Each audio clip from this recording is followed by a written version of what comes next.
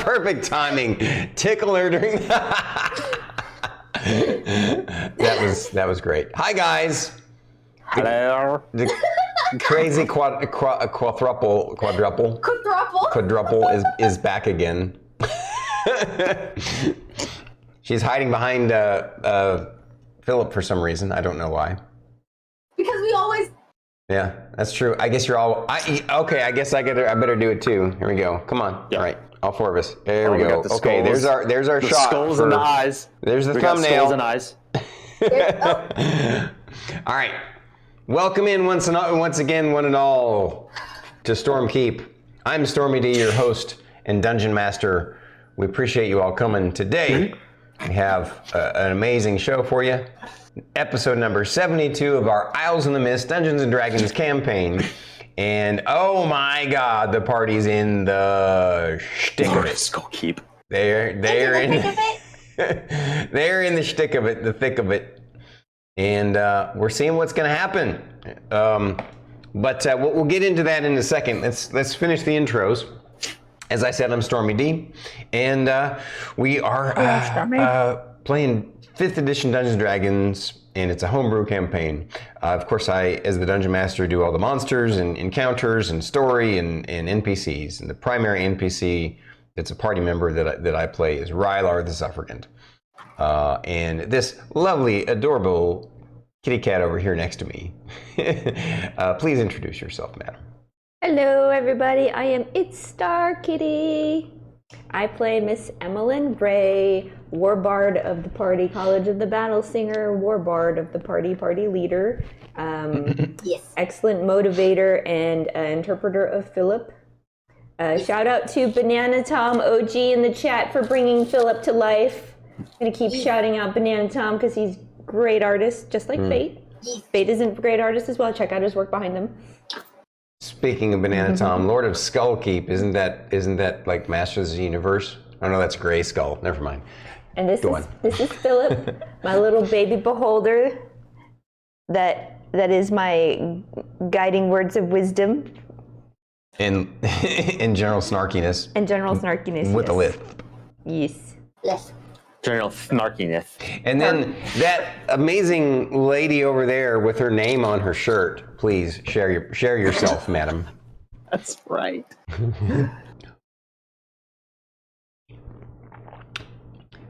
More talking, less Vanna White.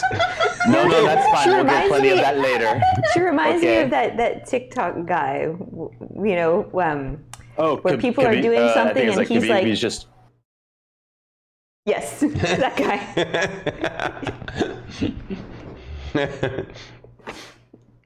I am Druid Ira, and I play Fern, who's a wood elf. Circle of Spores Druid. This is Chalk Pillar. All hail Chalk Pillar. Hi, Chalk Pillar.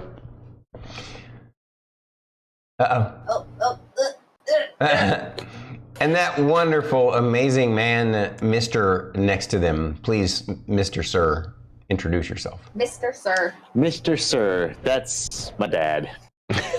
That's my dad. Yep, yes, sir.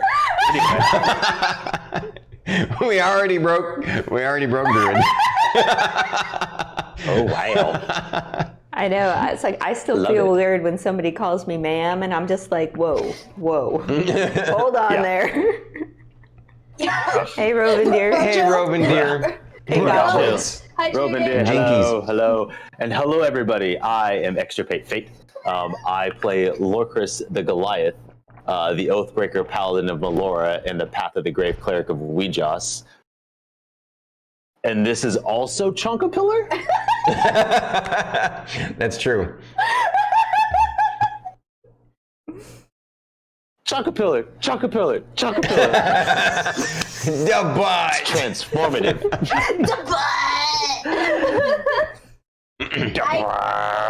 Too much. Yeah. Too much. It's become a daily occurrence in my day. Yes. Indeed. Don't forget Guar. Oh yeah. Yeah. Where's Guar? Ooh. Guar's right here. Ow, Guar is woo. the bestest. The bestest boy, yes. Yeah. I love Gwar. Absolutely. I love Gwar so much. Like, it's such a great character. I know it was long, deep into the campaign when you got him, but I feel like the moment paid off. Yeah. And hopefully there's going to be some more moments that'll pay off. But it was still pretty cool when Chonkapillar was introduced to Fern. Mm-hmm. And then I really loved everybody's reactions when Philip was introduced. Yep. Everybody's like, oh my God, he's a baby beholder. Yep. So good. So good. Well, thank you guys for those words of praise. Your humble DM StormyD will continue to do his best for thee. And for these guys over here in chat, all of you, we're here to entertain and encourage and brighten your Saturday evening once again. Yes, shout out to you, chat. That's right. We are Chat here. yourselves Shout out out. to chat. Chat deserves all the love. Chat is bae. We are here to share our adventures with you guys. And that's what we're doing tonight. The adventure that we got going on is episode number 72. Wookiees is here. How it burns. Keep that love away. Excuse me. Wow. All right. See what he did? He instigated the burp. Really, Wookiees? Even if it's from fate? Oh, I see what you did there. Yeah. So. Let's see how he answers that. So let's get into it, though. Let's talk about this. Yeah. So last week, the party members had made their way through the gauntlet of the city of the Triumvirate. To make their way to the citadel itself, the castle. Hey, Shadow Man. And over the last couple of weeks, hey Shadow Man, over the last couple of weeks they had, not couple of weeks, couple of sessions, they had made their way from through this gauntlet, fighting at different tiers of the city up to the castle, at each gate, gated wall to breach further in. Aided strangely by the howling masses, the undead citizens of the city themselves were helping them open the gates from the other side once the guardians had been defeated.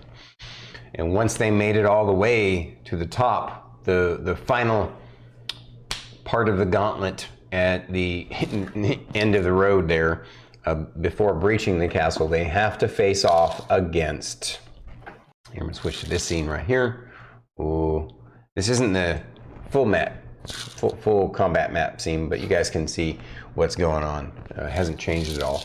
The inner courtyard of the castle was being defended by an undead stone giant, an undead Fomorian giant, and Shiny Shoes himself, their arch nemesis from way back when they were Lobby third level adventurers.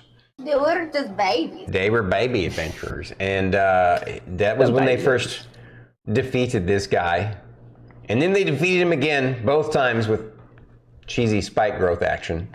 And each time he tried to do better, but he failed, and so his own leadership hanged him. But his body was repurposed and recycled. Repurposed and recycled by someone else, by a different nation on this island. No, reduce, reuse, reanimate. Yeah, he was reanimated, but not just with a regular reanimation spell, but some sort of powerful reanimation that converted him into a Death Knight. And so that's what they're facing. Two undead giants, the stone giant capable of, well, throwing stones, and the Fomorian able to bash face and shoot people with its cursed eye, and of course the Death Knight.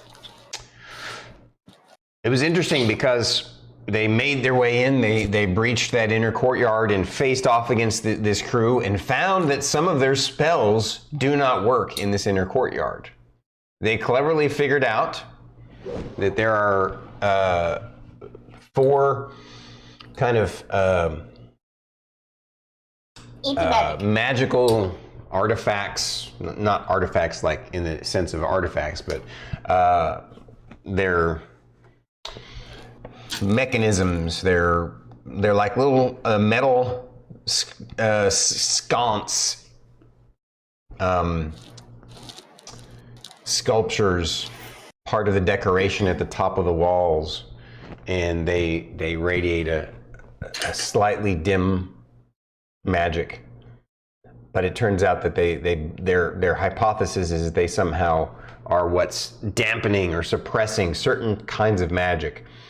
During they already had 3 rounds of battle at the last part of the session last time, and so we're into the 4th round of battle. And the current hypothesis is that the mystical sconces somehow suppress certain kinds of magic, although apparently psychic and necrotic magic still functions within it. And so that's what they've done. They've moved into position. I guess technically speaking, we need to actually to make it work right. Move some of these around. Just relatively speaking. Just like that. And then you are also elevated because you got up there, right? Yes. Yeah. So, just to show what happened during that fight, Fern, her character, turned into a big green spider and crawled up the wall and is moving towards this wall sconce.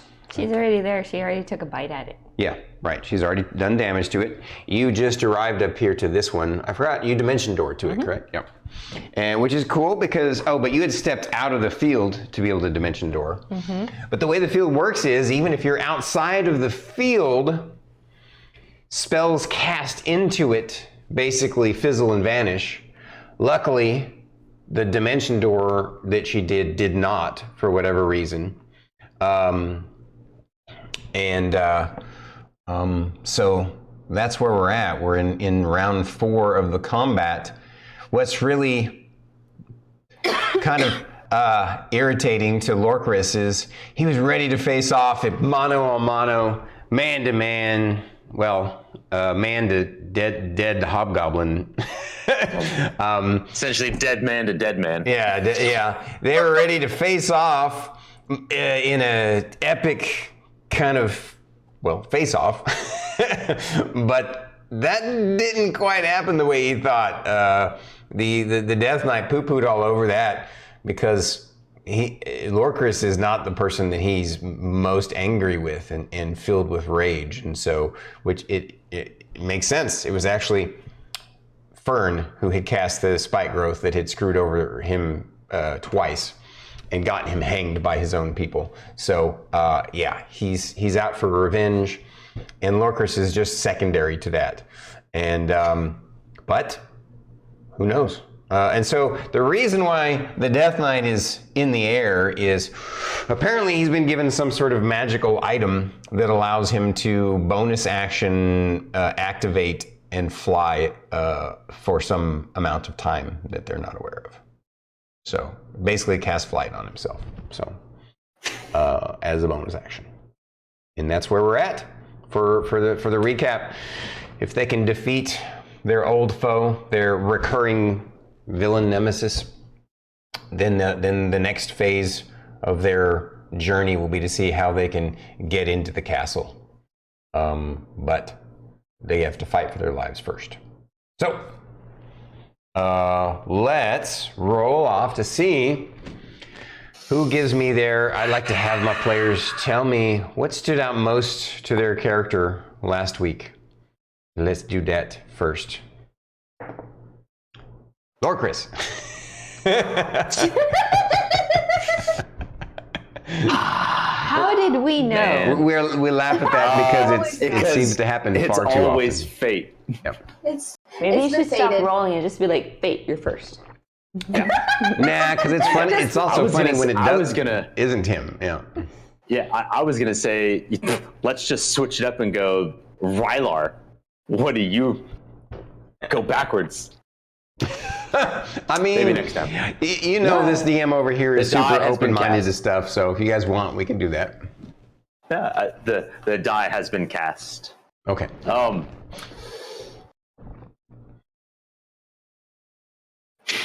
You son of a bitch. No, 100%. Like, how dare you? With all of your talk, all of your show, you are a coward. Going off the rails is what got you killed the first time. Wonder how that's going to pan out for you today. Hey, Gwar. Think you can get him?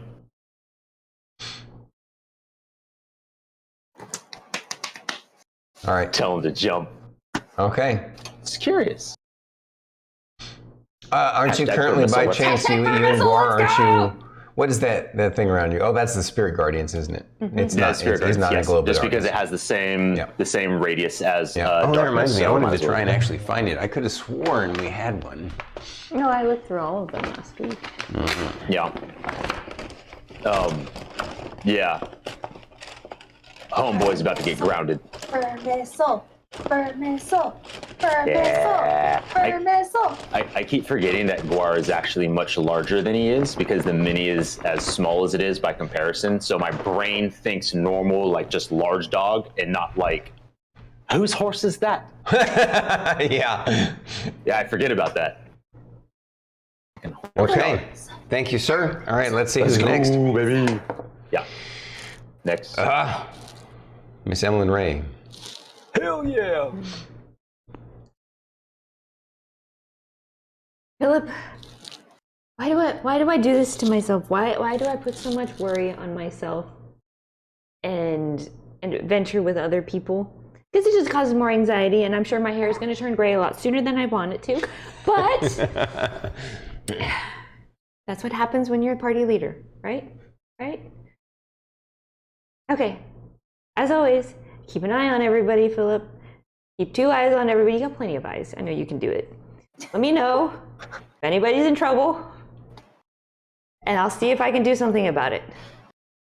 Yes, I know Rylar is hurt. Hurt pretty bad, yep. It's hurt pretty bad, but we gotta deal with these things first before I can actually do anything else. One thing at a time, Philip. One thing at a time. And there we go. That's Emillynn. Right on, right on. Oh, excuse me again. I don't know what's going on. And during that whole time, you know, Philip's trying to say something, but Emillynn keeps cutting him off. Fern, you're up, madam. Oh, she had to plug in her headphones. No, I'm talking spider, talking person. We heard a spider talk the other night. Oh my god. Yeah, sorry, total aside. So There was a massive spider, and we're like, Cover your ears, Aries. Yeah, Aries. But I think you'll appreciate what happened. So I went to. I don't want to kill it, but it was one of those like. This big. Yeah. So I stepped on it, but it was on the wall, and I foot on, and it made the most aggressive like nails on chalkboard screech. So as I hit it, so I mean, of course, it was just a friction of my shoe against the wall. However, as I hit that thing, it was just like. Ah! It was an experience. So it wasn't actually the spider making a sound, it was your foot on the, okay. It was making my foot, yeah, but as soon as I hit it, it was just like, And we both look at each other like, did it just yell at me? it just yelled at us. Yeah. Anyways. Hi, Spider. So, it was one of those things, I thought it would be a very good idea to try to get up here. I'm not surprised that, Shiny Shoes is extra mad at me. But I think, he's already breaking more rules. And that's what really got him killed in the first place, Mm. So, obviously he hasn't learned his lesson. I don't understand. He needs to learn these things. He's already dead. We'd have to just kill him. Anyways, Right. Good. All right. I guess I can't leave out Rylar because you guys wouldn't let me. Rylar! So Rylar mad. is thinking what stood out most to him last week was that giant ugly purple asshole makes his brain hurt, literally, with that curse eye is a psychic attack. So it literally makes his brain hurt, and he's not happy at all. And he's angry, but he's also kind of freaked out because his spells aren't working. And he sees Fern and Miss Ray climbing up on walls. And so he's like thinking to himself, what the F is everybody doing? Because he's not very bright and he just had a psychic attack. And so he's got this massive headache. And he's like, what is everybody doing? And then he sees the shiny shoes going after Fern instead of fighting Lorkris, and Lorkris is like, and so poor Rylar is just absolutely confused and frustrated and mad right now. So, yes. Hello, Ayo. Hey, Dagot. Good to see you, Dagot, sir. That's where we're at. That's the recap and the individual recaps. With that said, guys, oh my God, we're so happy that you all joined us tonight. Thank you for coming to our 72nd episode, where they're taking on a Death Knight and his two undead giant lieutenants. Stick around for the show as we go chat dark. We'll have a fun little intermission a little bit later and chat with you guys again. Here we go. Wish us luck, chat. Guess what I forgot? Wish us luck. The music! Yeah, the music. I remembered it now, at least. Oh, well. Oh, we got the epic battle music to start, huh? Uh, At least that's it's what called this is that, called. but that's not actually quite accurate, but yeah. Actually, I probably should switch to that. That would actually be better, wouldn't it? Switch to While you're doing that, Starkitty, if I remember correctly, based off of what I see on the map, Lorkris and Rylar both have Bardic Inspiration. That is correct. Correct. Gwar does not have Bardic Inspiration. Correct. No. Because we already used that. Yes. Correct. Yes. Correct. Okay. Excellent. And we are at the top of the round, and it is Lorkris' turn. Okay. I have an idea.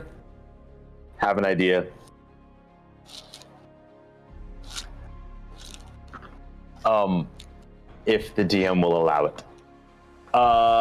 With the amount of movement that I have, which is 30 feet, which would get me... Wait.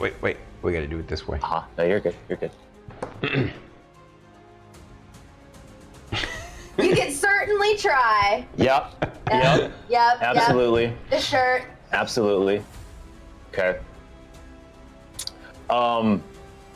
Would I be able to use my movement, and before we actually move, I want to see if you allow this move, to get as close to like underneath shiny shoes as possible, while staying out of reach of the Fomorian, and use my action to have Gwar run and leap and propel him up in Firm Missile to rip that fucker down. Oh, I see what you're trying to do. So, Yeah.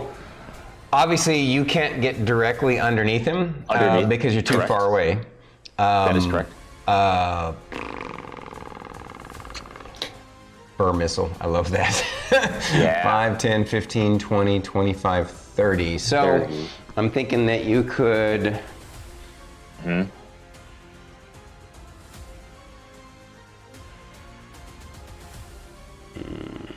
And with Gwar's momentum and my action to kind of throw, because that would kind of be my action to throw him up in that direction. Yeah. Guar has a 50-foot movement. And considering as a Goliath, being able to push, shove, and move things that are one size larger, with my strength, I feel like that wouldn't be an impossible feat to get that height. Whether or not Guar makes contact and does what needs to happen is its own thing. But I'm not going to say whether or not you're going to be successful. Correct. I can say the following. I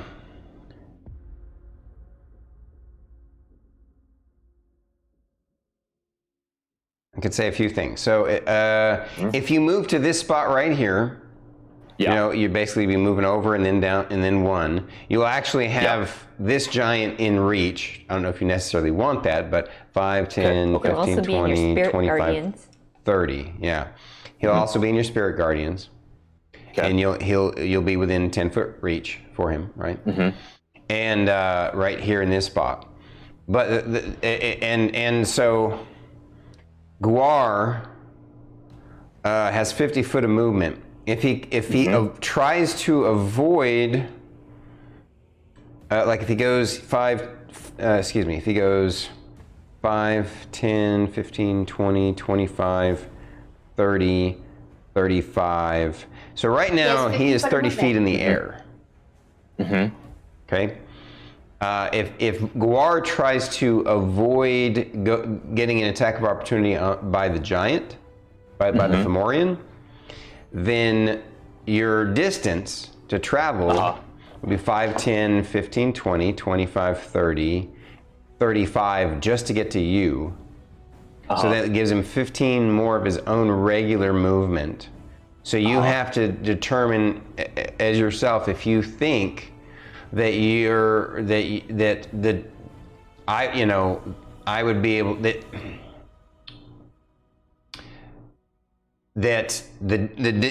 so and then the distance from there, he has 15 movement left, right? It's 5, 10 to the position and then 30 up. So it's roughly 40 feet. So you need to determine if that's what you think will be enough to propel him with your athletics check, right? Because what we're going to do is you're going to be doing an athletics check. Yeah. To what'd you call it? Throw. Wolf missile? Fur missile. Fur missile. Thank you. Fur missile. Yeah. Or if he goes, let's see. Actually, I think regardless of whether he, if he goes straight, the distance is the same no matter how he goes. It's 35 feet. Okay. So he has 15 feet of his regular move. Yeah. And then if we consider that he's also going to be doing a jump, which I believe there's some rules for jumping in 5th Ed. Yeah. And then you're also going to be basically giving him an assist, which what we can do is I will have varying DCs. I'll have a DC for a certain distance and a DC for another distance, et cetera, et cetera. Yeah. So I will say that those are the potentialities. Yeah. I'll just mark this spot since that's going to be the best spot, I think. Absolutely. I would like to risk it for the biscuit. I figured you were going to use those words because it's such a fate thing for you to say. Yeah. I mean, what we've literally talked about the fur missile all week. Yeah, I was like, would Lorkris do that? It was you know what? It was Druid's idea. But in careful planning, like I intentionally role played that I wanted Guar to be like those types of dogs. That's the training. So I don't think it would be too much of a stretch to be like, you get the idea of what I want to do, and you're like, yeah, let's go. So let's do it. What do you say to him is the command to get him to do this? Ooh. Launch, boy. It's time to fly. Ooh. Ready, aim, fire. No. On the spot. No. Shh, Fern. Yeah, you're not at all. I'm panicking. I got put on the spot now, and I'm like, my brain went. It's like Druid just cast Feeble Mind on me. She's good at that. But she's good at it. She never makes her save against that either. Yeah. Facts. Yeah. Everybody needs to stop casting Tasha's hideous laughter on Druid. Yeah. That's true. That's what we always do. Please. Or maybe she's got a weird curse where no matter what spell you cast on her, the result is It ends always up being Tasha's Tasha's. hideous laughter. Yeah. I'm just gonna go prone. I'll be back. All right.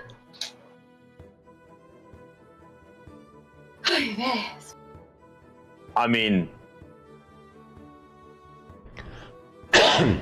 Oh yeah. Fetch.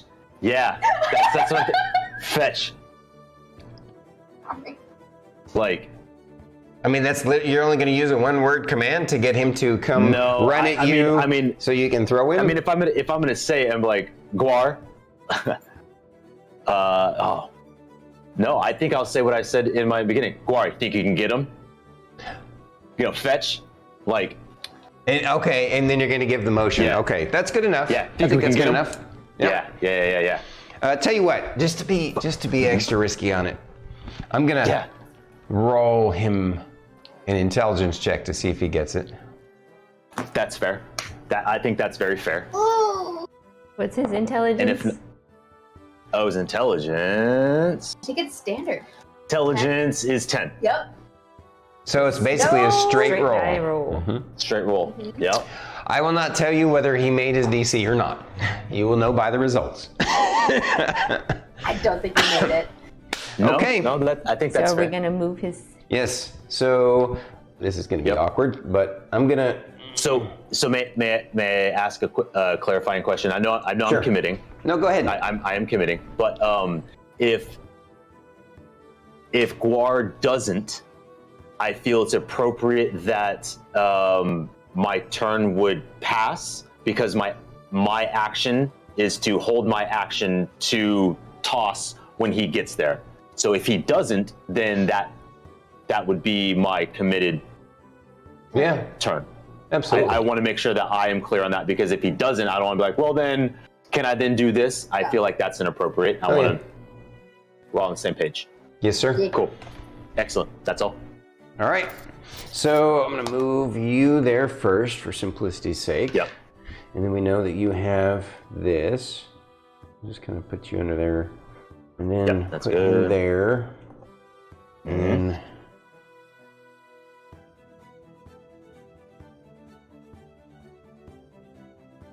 Did I put him in the right spot? No, he needs to go back. Back? No, no, other way. No, not that way. This way? Yes. Up one.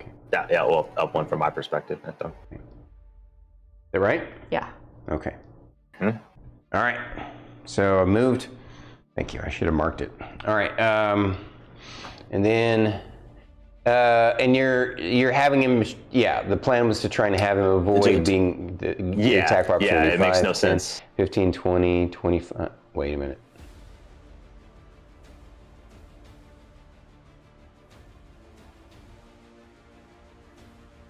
Because then the Fomorian have a 10-foot reach too? 35. Yeah, that's right. Yes, it does. Okay. Yeah, but Okay. So I thought. But by coming in at this angle, I'm not going to roll that he's going to attack you got opportunity. to come up one to. Yeah. Plus, Yeah. he's not the one technically. You're. I mean, it's kind of technically both of you. Tell you what. I have to think about this a second. I think I'll give him a 50-50 shot of making an attack of opportunity, and then it'll be a 50-50 shot whether he attacks you or War. Go. Okay. So, first we're getting the move over to here, to you. Yep. And now,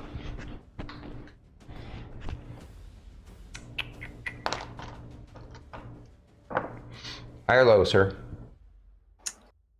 Low. Oops, looks like you guys are getting an attack of opportunity on you. It's fine. Let's see who it is. Do you want high to be you or high to be Gwar? High to be me. And high it is. Excellent. So I'm gonna go ahead and you're gonna do the maneuver and go ahead and roll me your athletics check. And you need to roll a separate athletics check for Gwar and one for yourself. Okay. Is there a particular, which one would you rather me roll first, mine or Gwar's? Actually, it doesn't matter because I have 2 different dice. He's the one jumping first, so I want you to roll him first. Okay. And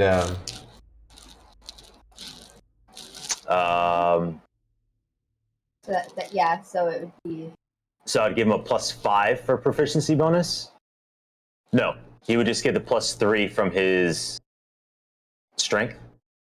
Or athletics? well, No, I believe athletics that is- didn't one of the abilities of he gets your Oh, he gets proficiency +5, bonus. so it would be a +8 for athletics because he's he has a +3 in strength and then add proficiency bonus, which would be +5, Right. which is equal to mine. Right. Okay, so it's a +8 for Gwar. Yep. 21. Okay. Now your athletics check. 13. Huh? Yours? +12. 12. Yeah, mine's a +12. 27. I rolled a 15. Holy crap! So, just so you know, Gwar's DC was 20, so you got it by 1, and your DC was 25. So you barely nailed them both. You fling Gwar into the air. He is now going to get to make his attack. You can decide if he wants to grapple or just attack. Yes. And He's going to grapple. He's going to try and He's grapple. bringing him down. So let me find the grapple rules for 5th Ed again. Contested strength check. Yeah, contested strength. No, I know. I'm just trying to determine if there's because he's a biting kind of creature. He's grappling with his mouth. I'm trying to figure out if he would actually get an actual attack too. It's a little bit different than like you trying to grapple somebody with your arms. Fair enough. I think.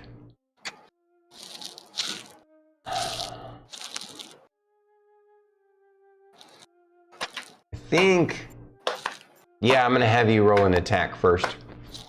Okay. And the attack will actually have to succeed before he can even engage in the grapple. Yeah. Correct. And oh, I need to roll before that though, I need to roll the attack of opportunity from the Fomorian. Yep, that's fine. And he misses you completely, whizzes way over your head. It's like he couldn't tell if he was going to try and hit the wolf or if he was trying to hit you, and so he ended up swishing right in between you both. Yeah. All right, so Gwar is, it's like freaking slow motion Neo time. Gwar's like flying into the air, reaching to bite into the Death Knight. Roll your attack. You just see Fern doing a little spider dance, Yep. like Yep. cheering him on. Math is hard. 25. 17 plus 8. 25. 17 plus 8 is 25. Yep. 25 to hit. Yeah, that definitely hits. So now he gets to roll the damage first. Okay. Hang on a sec, let me see. Which he is crunching those shiny shoes. Does it say on his sheet that his attacks count as magical? The beast's attacks now count as magical for the purpose of overcoming resistance and immunity to yes. Okay.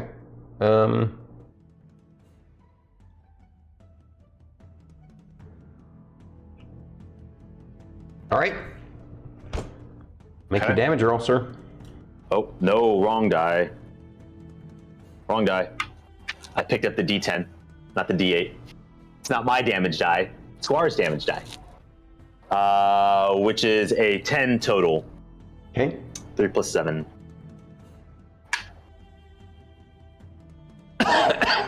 And opposed grapple checks. Yeah.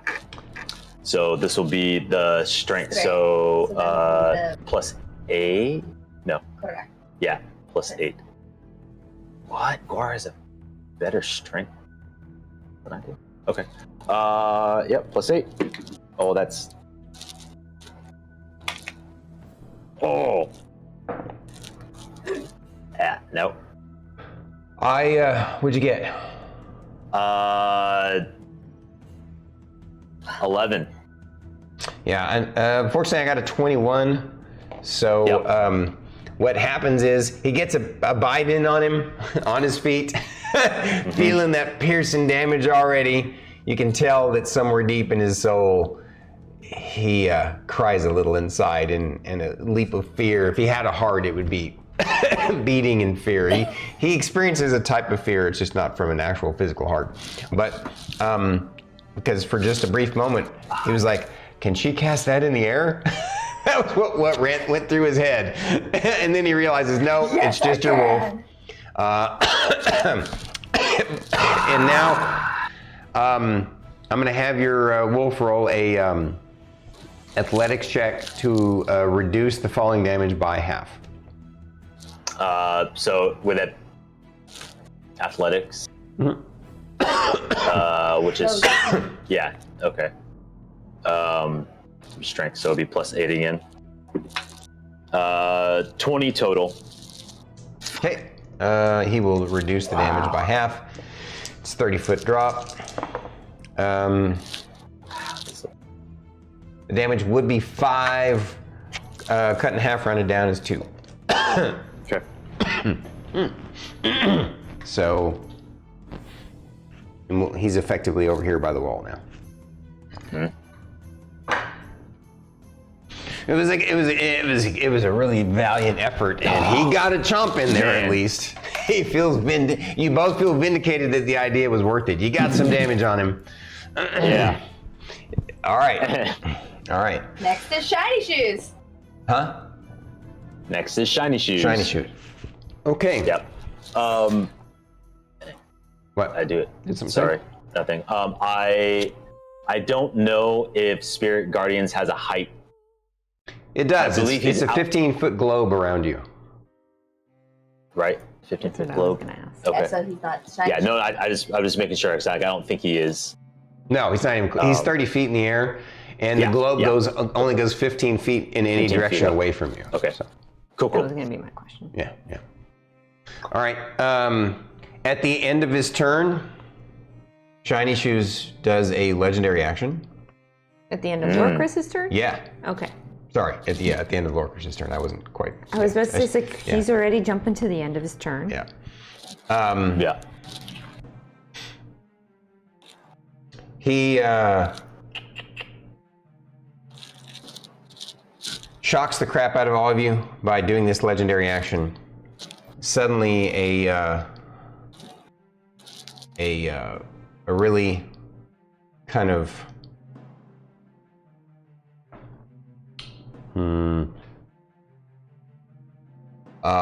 an orb becomes he basically, he's up in the air right here, and here, let me go into this one right here. He's obviously, flying into the air 30 feet up, and you're right there, and the wolf is right there.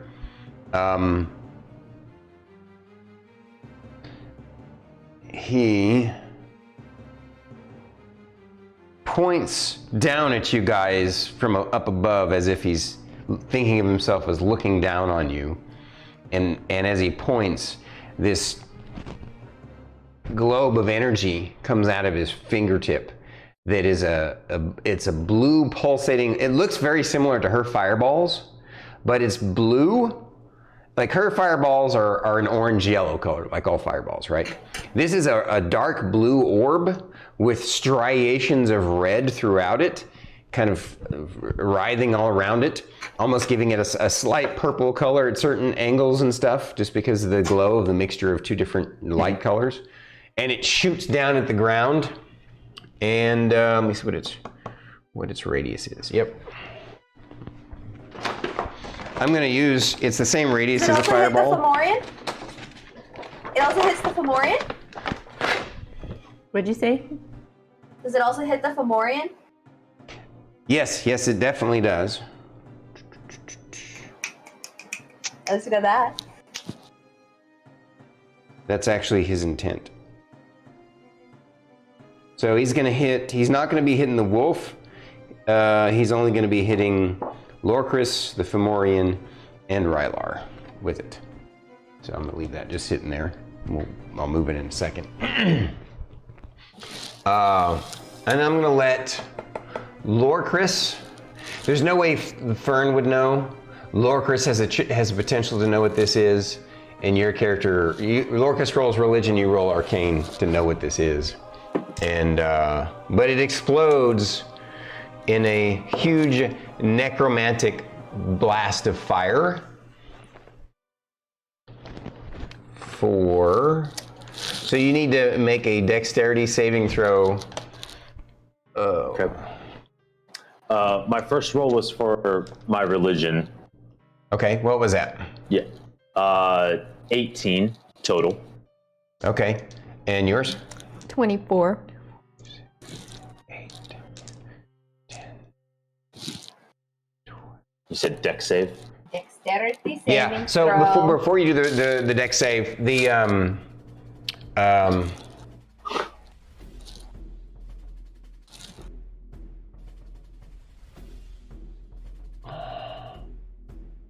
I'm gonna give you advantage on this because of even though you haven't had any formal training in the ways of Weejaws, somehow or another you've been finding that your understanding of things just kind of develops naturally. So go ahead and roll it again to see if you can do better. 94. No, it was 18, first one. Oh. Yeah, and then as I rolled for dex save, you're like, hold off on that. So I wasted a 19. No, you Because can keep the 19 for your save if that's fine, if that's what you want. You're rolling are you with sure? advantage. I mean, because I did preemptively roll, but I didn't know that there was more to my... Right, that was totally my fault. That's why I'm letting you go ahead and keep the 19 for your saving throw if you want. Is that worse? 14. Yeah, it's worse. Well, then it's, so either way, you're not sure it's some sort of, obviously, it's some sort of weird fireball. Definitely, you could tell that it's necromantic energy is all you know. Mm-hmm. You recognize this as something called a hellfire orb that is a unique to Death Knights. You'd heard tales of these creatures before. And they're nasty. They're very powerful fireball effect.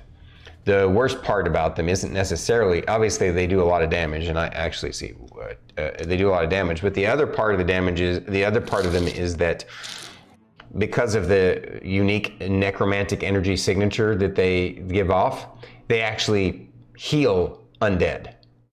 So by hitting the Fomorian, he's actually healing the Fomorian by the amount of damage that he deals with it. Now, let's see, 2, 4, 6. Too bad we couldn't counter spell it. 10. All right. And your reflex dex save? Was 25. And yours? Total. 19 plus. Why am I making a dex save? I'm on the other side of the field. Oh, sorry, I got to roll for Rylar. I'm like, what am I saving against?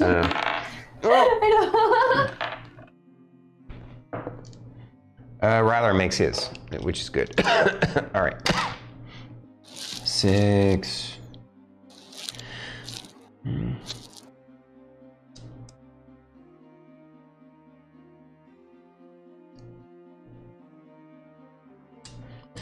So you take half of 36, which is 18 points of damage.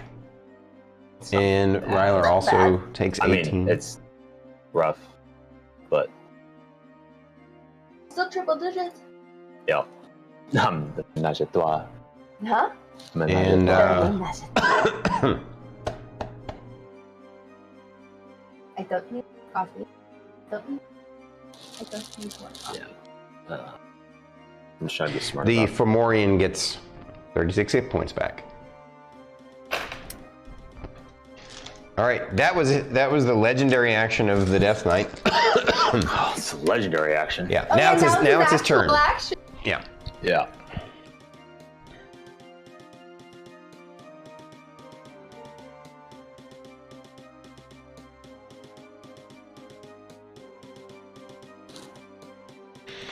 Hmm. Going to attack me. Yeah, against you, he'd be so angry. I don't think he would bother with spells. he would just come at you. Can you make the the screen bigger? Yeah, you need to switch it back to. Oh, yeah.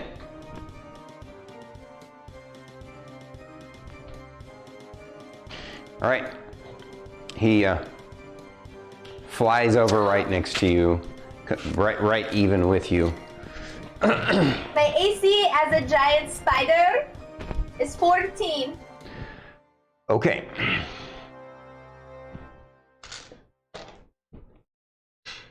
He attacks you 3 times with his longsword.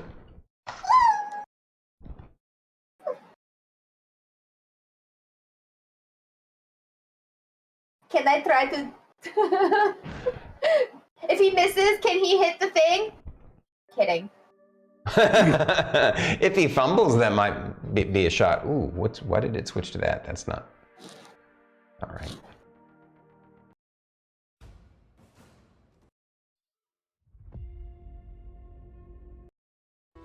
Here's my.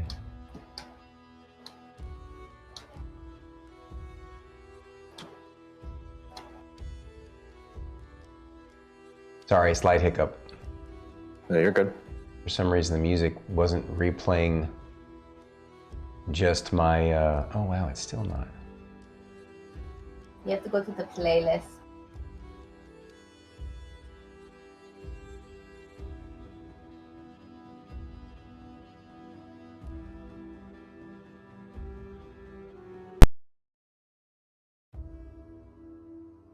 Okay. 3 attacks on me. Yeah, his sword has a has these blue runes that are glowing along its edge, and it's got a kind of a blackened edge. And he makes 3 attacks on you. You said the AC of 14, huh? 14 as a spider. Okay. I only have 26 HP for the spider. Holy crap. He only needs to roll 3 to hit you.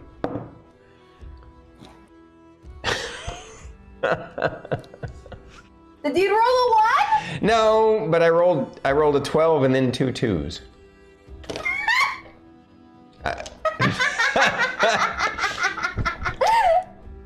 Okay. This is already going great for Shiny Shoes. No. He's so overcome with anger. Oh, yeah. And enjoy getting to attack her that he just Fucked it up. Yes, Yeah. twice. Okay. Okay. So you just when he does miss, you hear the little spider giggle. I'm sure that's the case. So I don't know if you have particular resistances, so I'm going to tell you the damages separately. The slashing damage is 11, and the slashing damage is 9, and the necrotic damage from the blade is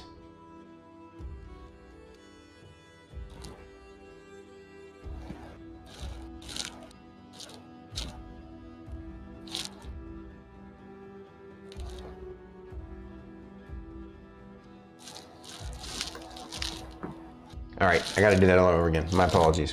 Scratch that number. Yeah, I was getting confused. Apparently, if he uses it two-handed, which is what he's doing, it's a different damage, and I was confusing that, so, yeah. So, it's 12 slashing damage.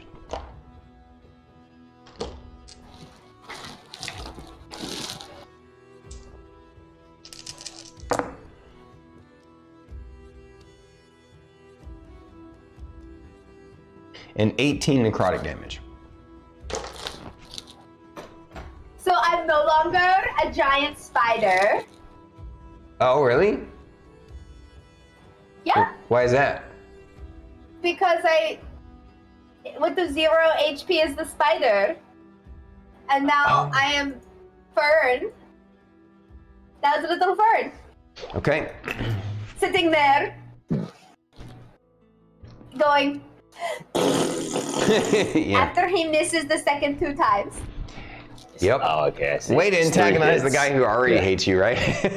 Yeah. But it's definitely something she would do, so. You talk even worse now that even though you're dead. Wow. Shit. Are you sure you don't have a bit of bard in you? Holy crap. Vicious mockery there. All right. Are you sure that somehow you managed to love to play spit on my bard. glasses? You Huh? silly. Did I? What? Spit on my glasses. All right, now it is How did I the. do that? I need one of those. I don't know where Fern learned it because this bard here does not talk like that. I know. I know. She hangs out with the sailors too much. I do really enjoy talking to those guys. They're very funny. It is now the Fomorian's turn. Fomorian starts his turn in Spirit Guardians. Yeah. Okay. Does he get a save? Yes, I believe it's a Wisdom save. Is it? Interesting. I was thinking it was a reflex, Yeah. but cool. Wisdom for half damage, right? Yeah. Blah blah. Wait, it must on a failed save. Yeah, half damage. Damage. I don't care what the That DC is, is- a roll of 1 and you're going to get there. Okay. It's 5. 1, 2, 3, 4, 5. 5. 5? 5d8. Yep. Cast it at 5th level. The Angie. You. 10. 17. Cast what at 5th level? It was Spirit Guardians was cast at 5th level. Oh, did you So tell me I that? yeah, when I first did it. Okay, cool. Yeah. Appreciate you. It's the only 5th level spell slot that I've used. All right. And I haven't really cast any other spells. Okay. So yeah, it's a total of 17 damage. Gotcha. I got it on the Fomorian.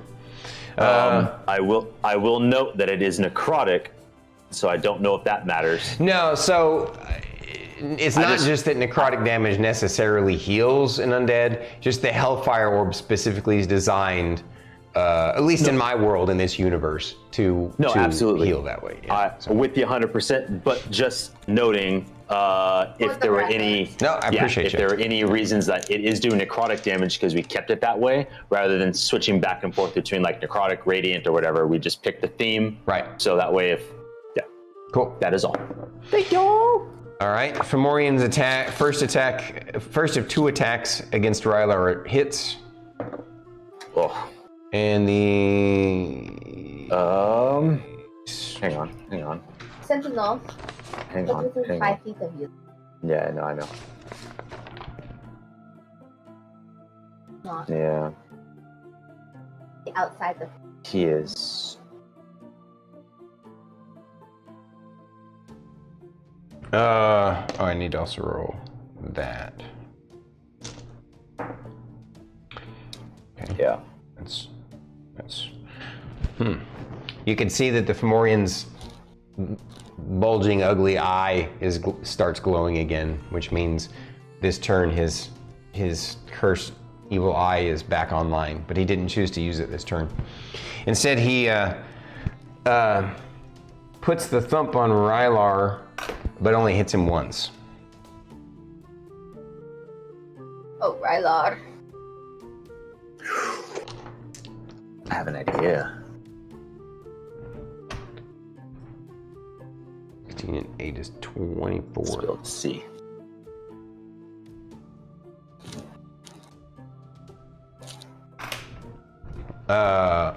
Rylar seems to be bleeding from almost every orifice now.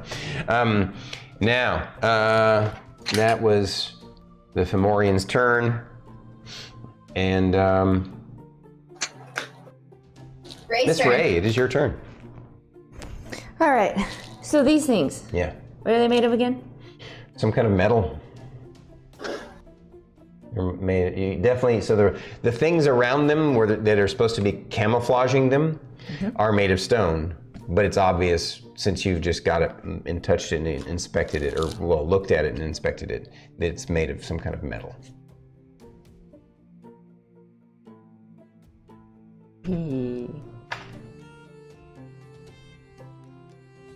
And it's a manufactured metal object? Yeah. I'm gonna cast heat metal on it. Oh, that's brilliant. Second level. And I believe it because it's metal. You're targeting a metal object, doesn't it?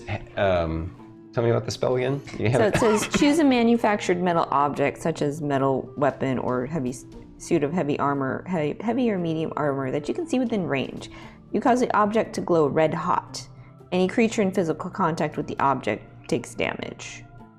So until the spell ends, you can use a bonus action to continue dealing damage. But so there's anything else to it than that? No, it just says if a creature holding or wearing the object takes the damage from it, the creature must succeed on a Constitution saving throw or drop the object if it can. And what's the damage that it deals? It's 2d8 fire. That's if a creature is in physical contact with it. No, I understand that. Since it's what's actually being heated up, and it's a potentially fragile arcane object, I'm going to say that it's as if it were a crystal and you're hitting it with a shatter spell. So look up the shatter spell and see what... I'm so excited to just use shatter. I love that we both Shatter. Shatter with this. Yeah. Creature made of inorganic material such as stone, crystal, or metal has disadvantage on saving throws. It's 3d8 thunder damage on a failed save. So I'm going to say that what happens with your heat metal is the thing is going to get a saving throw to take heat. So because it's metal, you're heating it from the inside. It's as if it's vulnerable to what you're casting on it. So it's going to do double damage to it, but it's going to get a saving throw to avoid the double damage. So it's going to take the damage you deal regardless, but you might actually double it. So DC 20. I rolled a 5. So roll your, what is it, 2d8 you said? It's 2d8. Okay. 2d8 and double it. Yeah, I know that normally in 5th ed you roll more die, but I'm just gonna simplify it and go old school with it. Yeah. Come to me, D8, out of your folder. There we go. I know why they did that. It makes people feel like they're more in control of their destiny. 10 points of damage. 10 points of damage? 5 points doubled is 10. Oh, okay, so you did rolled a total of 5? Okay. Yeah. Roll So 5. 10 Still, points of that's damage 10 points to of it. damage to a thing that's just sitting there. So, that's number 3. Whoops.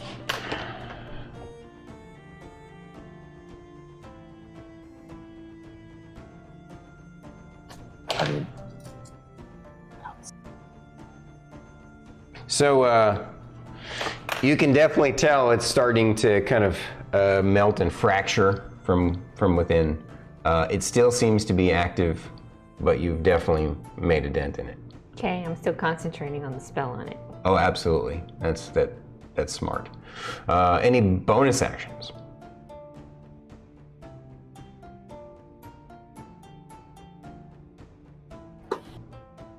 No. No? So Bardic Inspiration is 60 feet from me, within 60 feet from me. Ah, gotcha. Roger that. Okay. We need to get Emillynn a microphone. Right? Fern, you're up. Quick clarifying question because I forgot as player. Mm-hmm. We have seen necrotic damage and psychic damage work Yes, in Yes. this space. correct.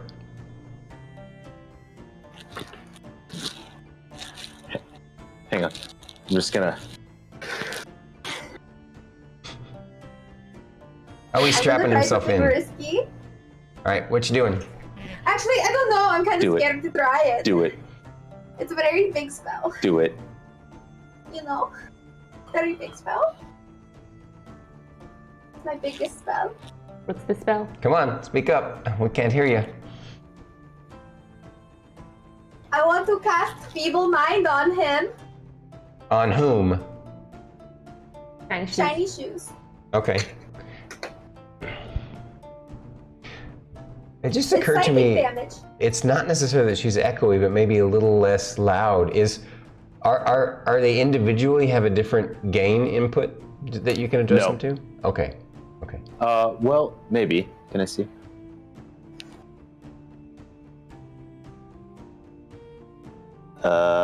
No, because the gain is on the The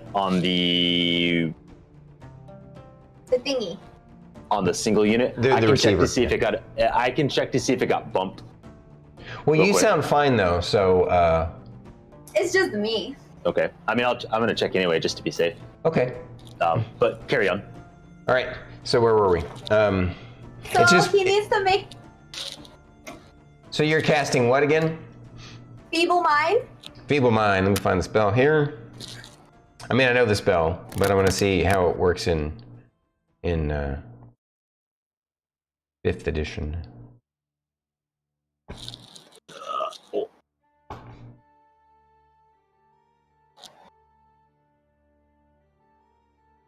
And if it works against him, I'm just gonna be like, if you're going to act stupid, you might as well really be stupid. You should get Vicious Mockery as a consolation Can I prize. please get Vicious Mockery for freezies?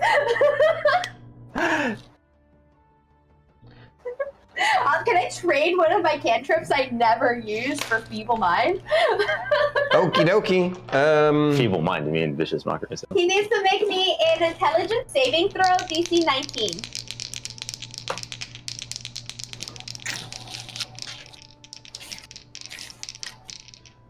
All right. Rolling.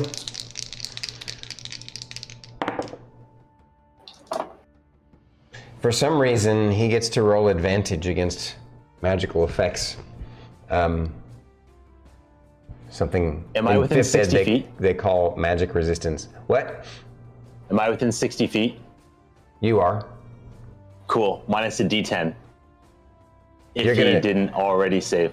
Oh, If he you're saved, gonna- minus a D10. Yeah. Oh, okay. You're gonna use. So you need to. Don't just say minus a D10. Tell the folks what's happening. Yeah. As a reaction, Lorkris' Hand of Fate, seeing Fern just, if you're gonna act stupid, you're gonna be stupid, and I'm like, yes. And Lorkris just gonna reach out and go, you're dumb. Okay.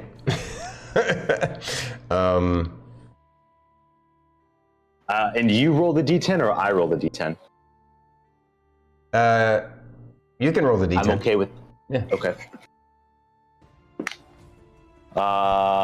Minus 3.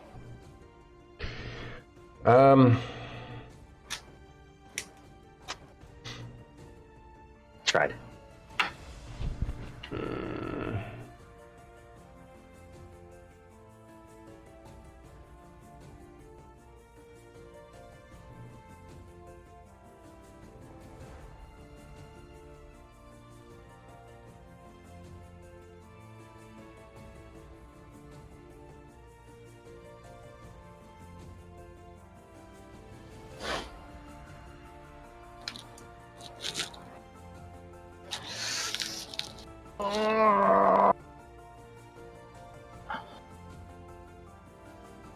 I'm looking to make sure that he doesn't have a condition immunity to that. Because, so I was rolling at advantage. I rolled a 13 and a natural 20. But intelligence is not one of his, better saving throws. He's got a great dex, wisdom, and charisma saving throw, believe it or not. And intelligence is just not one of his best saving throws. So, -3 with a 21 minus 3, I believe, is a 19. No, 18. Yeah. Does it work? Yeah, 18, 19, 20, 21. Yeah. So, holy shit. Yeah. Your feeble mind. First of all, go ahead and roll the 46 psychic damage. You just dumbified, stupified both the Death Knight shiny shoes and your DM. 13 points of psychic damage. What? What? So for those of you who do not know, on a failed save, the creature's intelligence and charisma scores become 1. Yeah. I was gonna say it, but that's cool. Go ahead. Oh, go for it. No, you go for it. Go for it. Yeah, I already got the satisfaction of making it happen. Yeah, it's all right. So feeble mind, basically from Fern, she points at him and she blasts the mind of a creature she can see within range, attempting to shatter its intellect and personality, dealing 4d6 psychic damage, and it makes an intelligence saving throw. When or if it fails to save, the creature's intelligence and charisma drop to 1. The creature cannot cast spells, activate magical items, understand language, or communicate in any intelligible way. The creature can, however, identify its friends, follow them, and even protect them. At the end of every 30 days, the creature can repeat its saving throw against this spell. If it succeeds on its saving throw, the spell ends. He's the only one in this group who can do any kind of dispel magic, too, by the way, just as a little bit of a spoiler from the DM. I figured we got two meatheads. Yeah. Literally, they're just large meat sacks. They are. Question. Yes. Does he fall because he's using a magical item? No, technically, the magical item he activated gave him flight. It cast flight on him. So it won't make him fall, but right now he's rather confused as to what he's doing. He feels anger towards you, but he's not exactly sure why and what he should be doing next. So, but we'll get to that when it's his turn. For the third time in a row, Fern has literally put the screws into this freaking hobgoblin. The first 2 times she spiked Growth his feet, and then the final time she spiked Growth his mind. High five. I think that deserves a high five from here as well. Yeah. Cross time and space high five. Holy fuck. Sorry. Okay. Oh. So, So that just happened. Just goes, you're going to act stupid, you're going to be stupid, and now he's stupid. So I have to ask you. Be straight with me now. When did you decide to add that to your spell list for today? For literally as soon as I had access to it. It's been sitting in my spell list ever since. Yeah, she's had it for a hot minute. Yep. And we just so happen to be using other things like I believe you. Trust me. Yeah. Yeah. Let me get this out of the way since it's gone. Yeah. Wow, okay. I can't wait. I don't know if Rusty's here right now, but I can't wait to tell Rusty about it. and Tart and Insomnia Night. Oh man. I don't know how I'm gonna pull him out of this. I don't know what I'm gonna say. Well, the thing is, he has 30 days. She has 30 days to think about it. To try to save against it. If he survives that long. If he survives that long. And that's not concentration, huh? Well, I could tell him that we're friends. It's not concentration. No, he can identify friends and info. Yeah, but if I try to tell him I know you're upset with me, but you should probably ruin these things because you're upset with me, it will fix it. He's stupid now. Above table, it's too bad I don't have command. Bro. I didn't prepare command because I don't need. I get it. Anyways, Damn. Oh man, Anyway. if it's she had Rylar's turn. if she had prepared command for the day, I could just see her. It's like, look, I understand that you're very, very angry with me, but you have 30 days to really rethink your priorities. So go stand in the corner. Yep. Go sit in the corner. Yeah. Get away from me. Yep. All right, moving on. Oh. Well done. Well done, Fern. Initiative 6 is Rylar. Rylar. Rylar's kind of dumbfounded and frustrated right now. Yep. I'm working on it, Rylar. He would have heard you guys say that psychic and necrotic damage work, though. Yep. Yes. Holy Oh, that's shit. right, because he used his super purple laser on the Fomorian. You wanted him. You told him to save one too. I did. So he's only got one spell left Yep.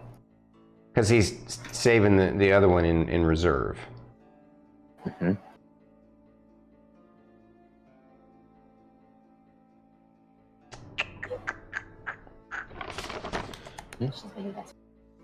Chat. Right. Next weekend. Talking.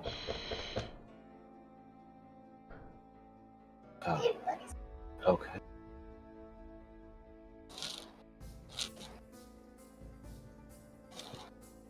Okay. That won't work. What about that one? Oh my god. That's I was not expecting that. You guys did good. You should definitely I was not expecting it either. pat yourselves on the back. Pat you on-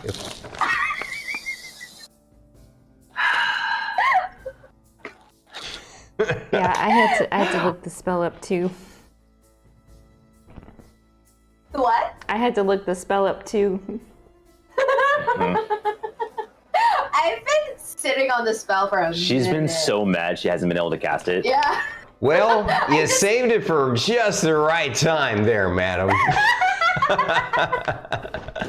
Yep. I gotta give you a well done. All right. Well, apparently, according to the spell, you can't understand language either. No, that's what I'm saying. Yeah, he's literally. Oh, command wouldn't have worked anyway. Yeah. Well, that's true. That's fair. Yeah. All right. So, Well, then Rylar can only pull one thing out of his hat at this point. He's gonna. He doesn't really have a nickname for this one.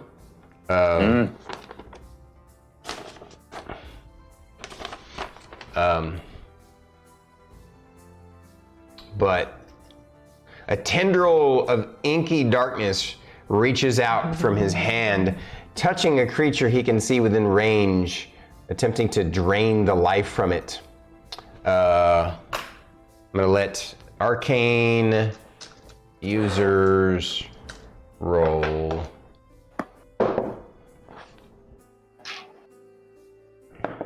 $22. You recognize it as the spell Enervation. The Fomorian failed its saving throw. It makes a dexterity saving throw. On a successful save, the target takes 2d8 necrotic damage and the spell ends. On a failed save, the target takes 4d8 necrotic damage. And until the spell ends, you can use your action on each of your turns to automatically deal 4 to 6 necrotic damage to the target. The spell ends if you use your action to do anything else. If the target is ever outside, it's kind of like your call lightning, right? But instead of lightning, there's a black tendrils reaching out from Rylar to it and sucking his life out. So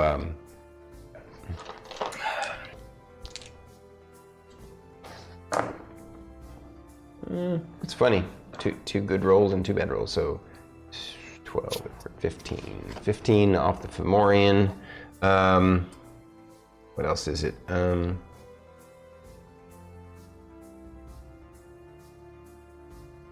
Holy crap! That was extra accidentally smart. Rylar didn't remember this part of the spell, because neither did I. But apparently, whenever the spell deals damage to a target, you regain hit points equal to half the amount of necrotic damage the target takes. So, I was just thinking, I wonder if it actually heals him. And I'm looking at Vampiric Touch, and I'm like, that's not a bad idea.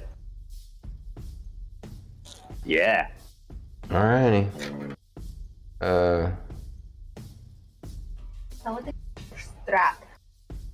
What? Okay, Does it have to be adjustable? so Rylar's done. What's longest? Next is Initiative 7, I do. which is Stony. Tell me later. Stony boy. Stony boy.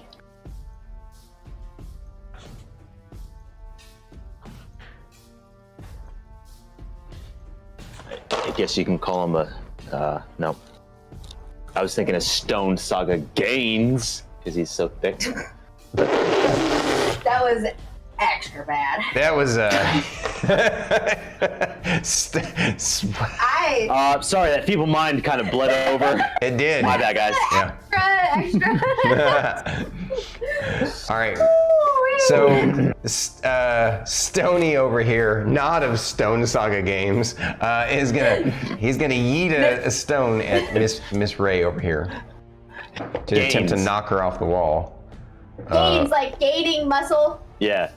so it's extra worse Yeah. than what you thought. So, Miss Ray, I rolled a natural 19. You get nailed right in the chest by this big ass rock.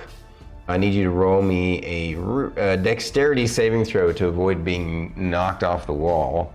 And you will be taking some damage. That's a 16 to my dex save. Really? Just Yep. 16? I rolled a 5 plus 11. Okay. 2, 3, 4.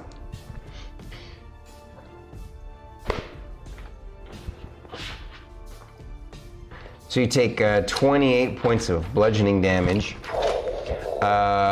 And I'm going to have you roll an athletics. You will be knocked prone since you failed your save by 1. But I'm going to let you roll either an acrobatics or athletics, whichever is better, to avoid being knocked off the wall. You'll just be prone regardless. Hold on, let me make my concentration check to see if I can keep the spell up. Wait, no. I need to roll what again? An athletics or acrobatics? Yeah, whichever one is better for you. I'll roll that first. That's an 11. The DC was 10, so it wasn't hard. And I lose concentration on my spell. Which spell? My, Heat metal? Heat metal. Oh, wow. I rolled a 2. That was an effective turn for the stone giant, only because you rolled kind of crappy. Hey, bad rolls happen. It does happen. No. Just like it happened to Mr. Shiny Shoes. Yeah. I guess Actually, in a way he it's a got the good best thing, roll he could get. He didn't get rolled down. He got the best roll he could get. I rolled a natural 20. Like there was, like he would have made that, except for your hand of fate. You used it at the appropriate moment for the day, for damn sure. Yep. All right, where were we? So that was stone giant time 7. I think there's only 7. Around. So. Lorkris. Yeah. Lorkris, everybody's ignoring you.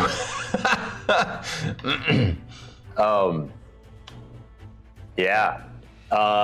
First and foremost, this stone, not this Fomorian here, knowing that Shiny Shoes is just going for the moment. I'm not a fan of this guy because you made me ugly. Now Lorkris' rage is peeking through, knowing that this threat is dealt with, but this threat can be redirected because he's been pounding on my buddy Rylar right here. And, Right. I'm gonna take him out. All right, so first tell me what you're doing and then what you're having Guardu. Gordu. So I am going to. I'm going to swing on the Fomorian. Okay. And I think I'm going to have.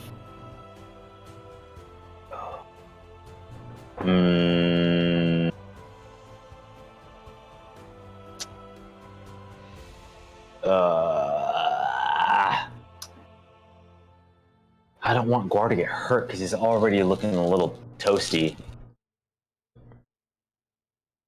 Go make the bring up so you can see the thing better. No, I can do it right here. It's fine.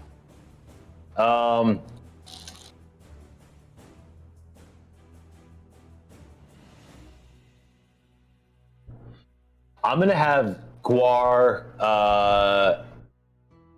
come close, like kind of give him the heal command to kind of to back off and get into a safe space, and then I'm gonna have Guar. I'm gonna use my bonus action to have Guar take no, I'm gonna have Guar take the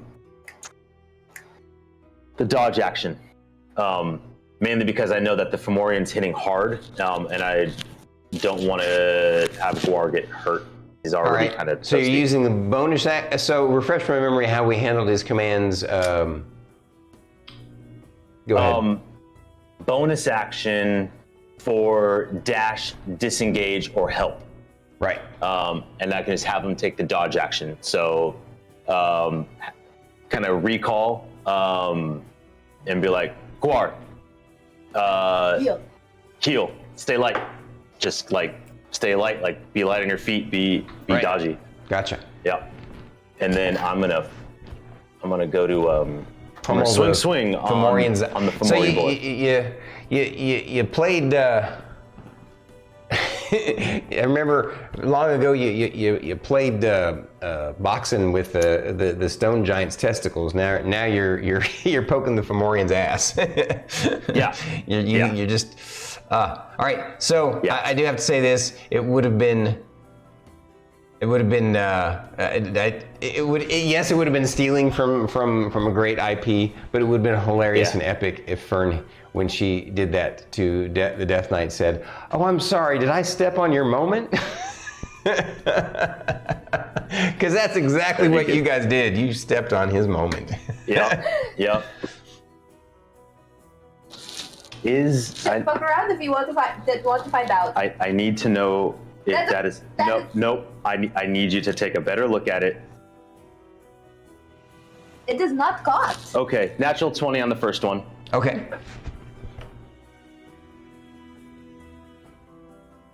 And then second hit is a 24. Yes. Yeah. For sure, remember? And it's critical strike. What?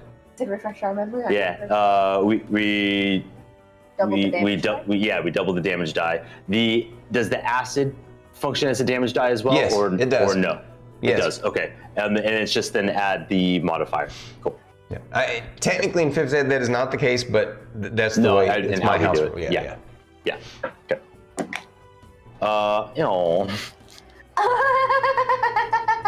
That's weak. That is weak. He rolled a 1 on his damage die. Yeah. Oh well.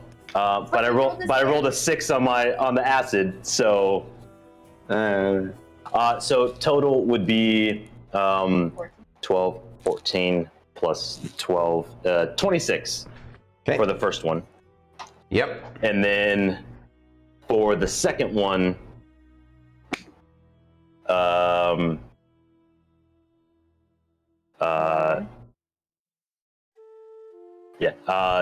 23 on the second one. 23 damage? Yep. Okay. And then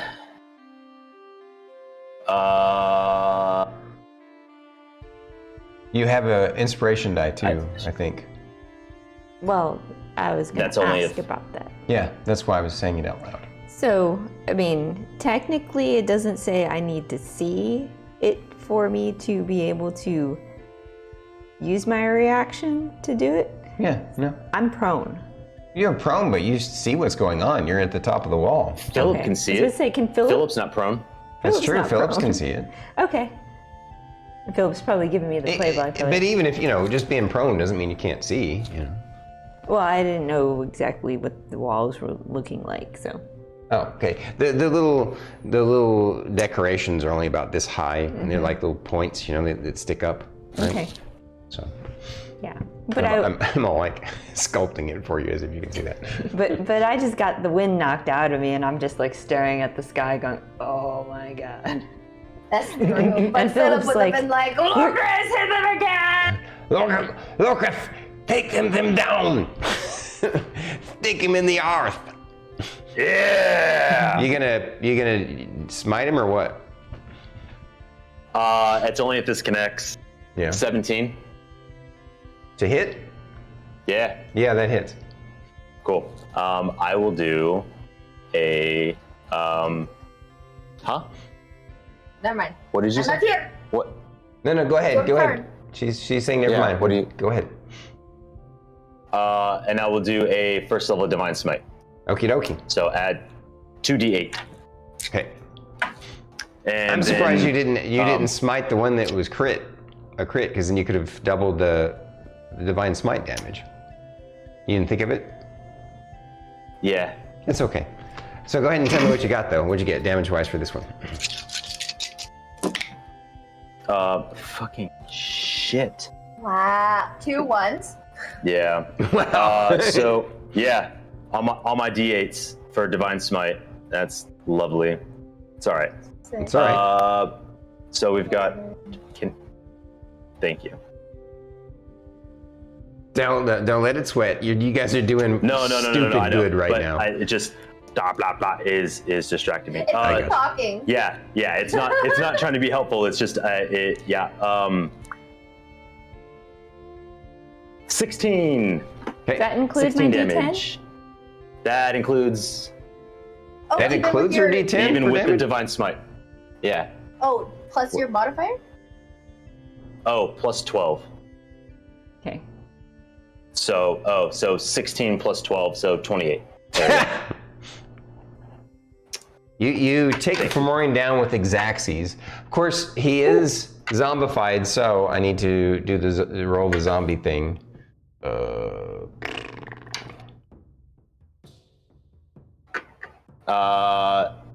It's radiant damage on the smite, though. Oh, never mind. Okay, hang on. To play fair in this zone, does the radiant damage even go off because of this anti-magic field? So it's That not was an gonna be my anti-magic field. question. It's a magic suppression field. It all it does is suppress spells and spell effects, not necessarily magic enchantments from items. So. Okay. Or innate. Okay. Or innate. Yeah, because it'd be very fair if it didn't work on that, and I would. Yeah, because that was my question that I was gonna ask. But Never mind. Yeah, I mean, I would have done it anyway, Yeah. like just as a feel. But I got you. High fives. High fivesies. Fomorian down again. hi, Fomorian. All right. So next is Shiny Shoes. So Shiny Shoes is dumb as a stump. No, stumps are smarter. Yeah, it's I mean, she's true. talked the I would truth say to- he's about as bright as a bag of hammers. Let me see though. It did have specific things that it said. It's still able to ascertain friend and foe. He can friend or foe, can't understand language. And also, it does know who its friends are. So what I'm gonna roll is, it just saw its friend get killed by you, and so it's gonna come down and. Do I get an attack of opportunity? Of course you do. Of Yeah. course. He's So not good. bright, so he's gonna literally just plop right in front of you. Cool. My sentinel goes off at 10 feet. Yeah, he's technically gonna make because he's sort of he flies down and then just stops flying, and so he's gonna just drop in that spot anyway. But Okay. yeah. Sure. 19 to hit. 19 does not hit. Okay, Sorry. that's fine. And 30 will get there, I imagine. 30, what? We'll get there. To hit hit. with my Sentinel. Oh, Sentinel does yeah. not pole arm. That Yeah. gets there for sure. Okay. Cool.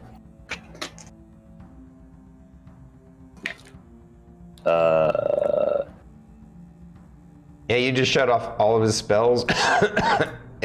Shut off his ability to do anything wise or smart or tactical at all. No more legendary actions. Right, exactly. So anyway, 21. so damage, how much? 21 you said? 21. Okay. I'm sorry, Stormy. Don't apologize. Don't insult me by apologizing. It's just one of those like, it's just so unexpected. You're just like, that worked. That came together, and it's like, and Tell him what it now reminds you what? of after he's done. Sorry, Yeah. what? No. Oh, it's just it that worked. We Yeah. can certainly try, and it worked. And it's like, now what? Yep. Now how do we do this right? I know you want to tell them the story about what that reminds you of. No, I don't know what you're referring to. I was actually going to refer back to last week when we were giving somebody in chat our feedback on D&D Yeah. and how creative players can be and Yeah. just doing things that, just give it a try, see if it actually works. Kind of like what Lorkris did with Gwar, and Dagoth commented, he's like, it's a grenade launcher. Yeah, he called it Grenade launcher. He called you a grenade launcher. That's yeah. Yeah, it's awesome. It's things like that. But what are you referring to? I'm referring to, there was a, I got it. Okay. Sorry. Go ahead. okay, no, I'll wait, real Sorry. quick. Yeah. So, no big deal, this is are D&D you- gaming Are night, you so, referring to the? yeah, I'll tell the story. So, What was that creature? oh, they brought you food. Cool. Tell you guys a brief story from her old days. So one of the campaign worlds that I created long ago, I've actually used 3 times and never been able to finish a campaign with it because people had to move away or something. But it was a fun world. It was a world called Haunt, and it was basically just a world as if the big bad won. And so it was overrun with undead. There were no clerics left in the world because there was no access to the gods. There's no clerics, there's no paladins, and there's no way to access the gods for any kind of prayers or it was literally just, and there was a reason for it all. But the bottom line is it was just a wasteland in a Halloween apocalyptic world. And the survivors were just trying to make their way in the world each day in this undead hellscape. And the party members had breached a mine. And somewhere along the way, this DM got the dumbass idea to make one of the items a magical item called a Mace of Disruption. And for those who played D&D a long time, they know what a Mace of Disruption is. For those who do not, a Mace of Disruption, it's not as ultra powerful. It's just a mace. It does D8. It's +1 to hit and damage, so it does a little bit more damage. However, against undead, if it crits, it destroys whatever undead that it hit. So they went up against this mini boss that was a revenant, which is a really badass kind of undead. And this one over here, I believe it was you, right? Just nonchalant. It was one of the. She was in. It was. I'm pretty sure it was her. She just nonchalantly goes up and. I was a ranger in Yeah, that she was a ranger. Yeah, she just crits the shit out of the little mini boss and. Pop it goes. Well, I mean, first round of combat. You still got a saving throw. Oh, that's right. You get a saving throw. I was a ranger in that campaign, Right. and my first favored enemy is undead. Yeah. So I already get additional pluses against it. Well, but the pluses wouldn't matter Yeah. because you still have to crit it. Yeah. And it does still get a saving throw, but I rolled a crappy saving throw. Just like in this instance, I rolled the best saving throw I could, but because of the special ability he has, yeah. In that campaign, he's talking about the DC for the mace was 15. Yeah, it's not too high. 15. Yeah, and I missed it. At any rate, that's And then kind of my what character happened. goes, pop! Yep. All right, guys, we're done. What's next? Yeah, it was pretty cool. Just like, not quite, like this isn't quite as bad as that, but it's close.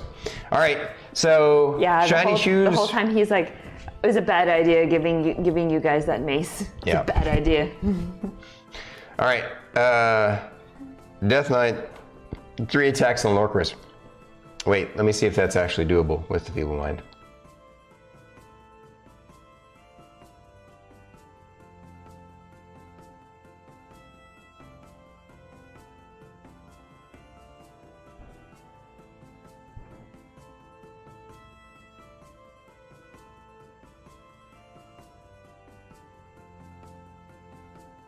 Yeah, it doesn't say it hinders its actions in any way, other than I'm pretty sure it can't take bonus actions or reactions.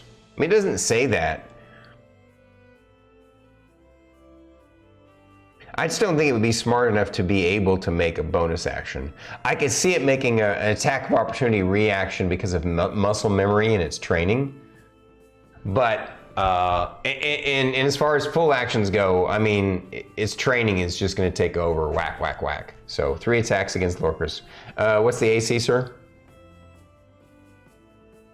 You are muted. Oh, I thought I unmuted myself. I'm so sorry. That's right. By the way, when you crawled under the desk, did we fix anything? Was the gain changed? There was nothing. That's right. No big deal. No big deal. We'll mess with it later. First attack is going to be a hit. Okay. AC is what again? AC is 22. No. Yeah, it's 22 because I cast Shield of Faith. Oh, that's true. Yeah. Unless Shield of Faith does not work in this space because it's the first time that... Well, you cast it on yourself before you went in, didn't you? Mm-hmm. Yeah. It works. You didn't cast it while within the bubble, so the Correct. effect was already on you. Got it. Yeah. Second attack misses you. Okay. All the other attacks have been like either well above or wouldn't matter, or they've been spell effects. Yeah. Third attack does get a hit on you. So 2 gonna hits. do first the slashing damage is gonna be 20. Oh, boy. And He still hits hard. then the necrotic damage. That was for both. 17 necrotic. And that's collective from both hits, right? Or is that just the sorry, first hit? that was just. So the first slashing, that was a collective from both hits. 20 damage from both hits. The necrotic just now was one of the hits. Cool.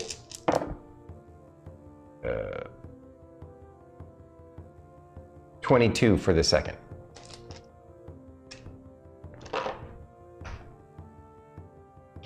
And initiative 3 is the Fomorian. Initiative 4 is Emillynn rank. Oh man. Yeah, get up. Stand up. Shake it off. Don't say anything, Philip. All right. He sticks out his tongue. Okay. I'm gonna have to recast heat metal on this object. Okay. Second level. DC 20. And if I remember correctly, if it fails its save, it takes double damage. Yes. Yeah. Ooh, I rolled a 2. Again? I think you rolled a 2 last Can we- time. Did I? Can we make it bigger? Oh my yep. goodness. Sorry, I like to switch back and forth so people can see more of it sometimes, you know. No, yeah, totally. 4 points. Are you serious? Doubled is 8. Oh. Okay.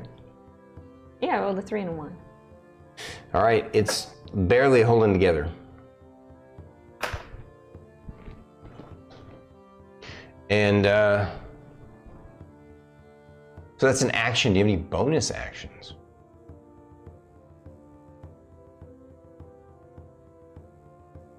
I mean, other than Bardic Inspiration, but everybody's way more than 60 feet away from me. Well, I mean, if you don't have anything, it's okay. yeah.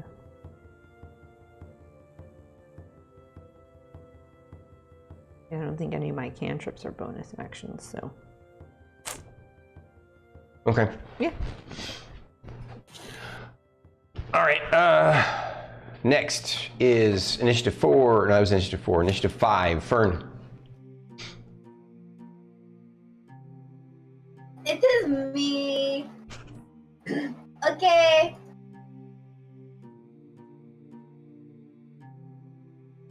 I tried to count, and it looks like the stone giant is 105 feet away from me. Am I correct?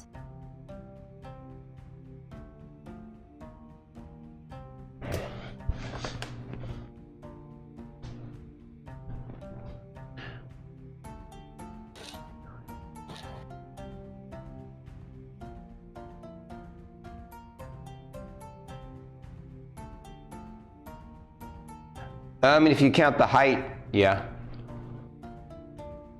Cool. I'm just going to cast Chill Touch. Chill Touch has a range of 105 feet. It has 120, Okay. and it's necrotic. Okay. At Stony, I gotcha. have to. Yeah. So I just have to, to hit him. Yep. Does Chill Touch get a saving throw? No. Okay. 23 to hit. Oh yeah, for sure. Cool. It's 3d8 necrotic damage. KK. Sorry.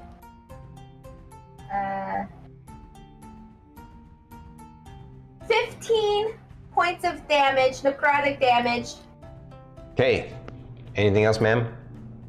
Miss. I'm gonna go actually over to that anti-magic thingy and actually look at it now. It's metal and it's magical. Okay. That's my turn. Okay. Rylar says, "Oh yeah, sorry guys, I forgot to tell you all. Those things seem to be glowing magic of some kind." And Good job, Rylar. the door and the walls of the castle are glowing magical too. Oh. And then he's Good job, gonna Rylar. try and hit this guy with 3 Eldritch Blast. The stone giant? Yes, Or the stone giant. Okay. Does it actually work in the suppression field? He forgot. So it does nothing.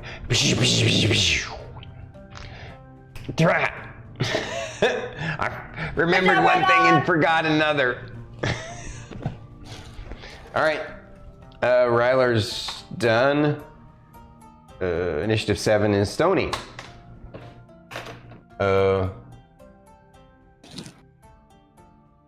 Chunks of stone. Stony chunks of stone. At You me again? again. What's your AC, ma'am? Miss 20. Miss Emillynn Ray. 20, huh? 20.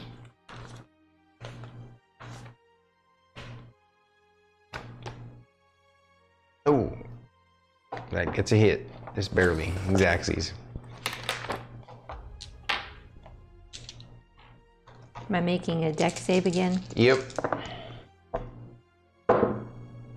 Hey, that's better this time. That is a 23. Okay, you definitely succeed, so you don't get knocked down. You take 22 points of damage. Bludgeoning. If that makes a difference. Okay. Lorkris. Ooh.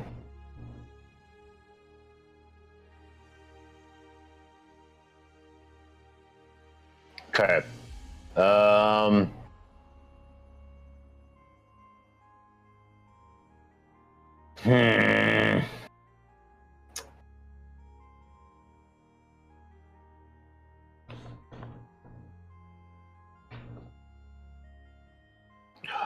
It's-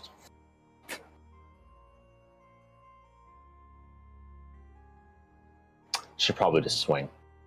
Swing, swing. Yeah.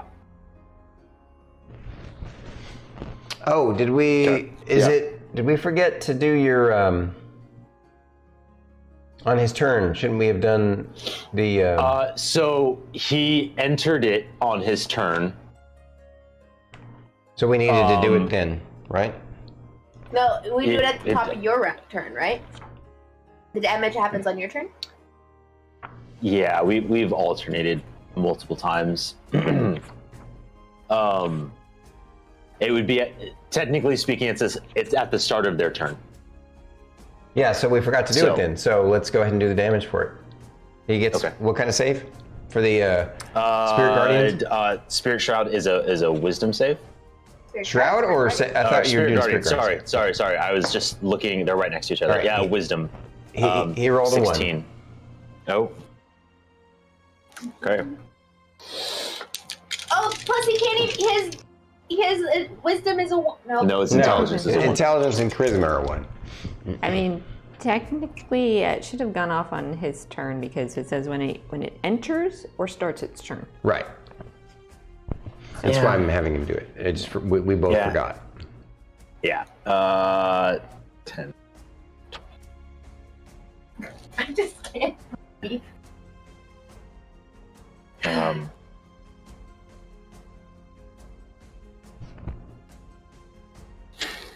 I forgot to bonus action cast Shillelagh.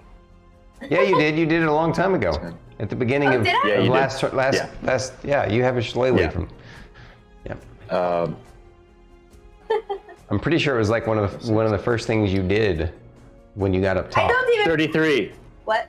Sorry, I'm trying to count. 30 33. 33 what?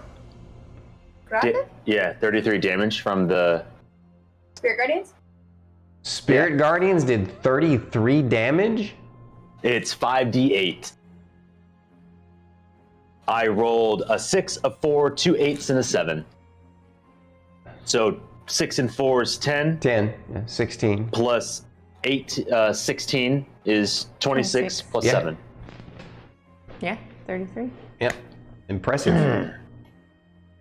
That shocked me. I mean, that did more damage than Yeah. most fireballs. That was pretty crazy. Yeah. All right. Well Yeah. done. Well done. All right. Yeah. Thank you. So you're still taking your turn. Oh, it's my turn. Yeah. Yeah. Okay. I am going to. I'm just gonna swing on him. Mm-hmm. Yeah. Swing. Swing. Where is it? Yeah. Yeah. First one is going to be 28 to hit. Yes. Second one is going to be 26 to hit. Yes. First one is that's cocked. Weak. 16 damage total on the first one. Roll low on my damage die today. And Thing's cursed, babe. yep. And then 14 damage on the second one. I rolled 2 ones. 2 ones. He's been rolling ones on those damage die. Just saying. That's okay. You know, we did other impressive things. Yeah. It has So- to balance. So that was on both the other attacks, or the other damage from the That- second. Okay. All right. Yep. Anything And else, then, Lorkris? Guar. Chomp, chomp, drag. Just okay. Cool. J- I forgot. What do we roll that you could bonus? Like if you don't give him the command, because certain commands you have to tell him what to do. But we had ruled that If I didn't say anything, he follows the previous command. So if I did nothing, he would maintain the well.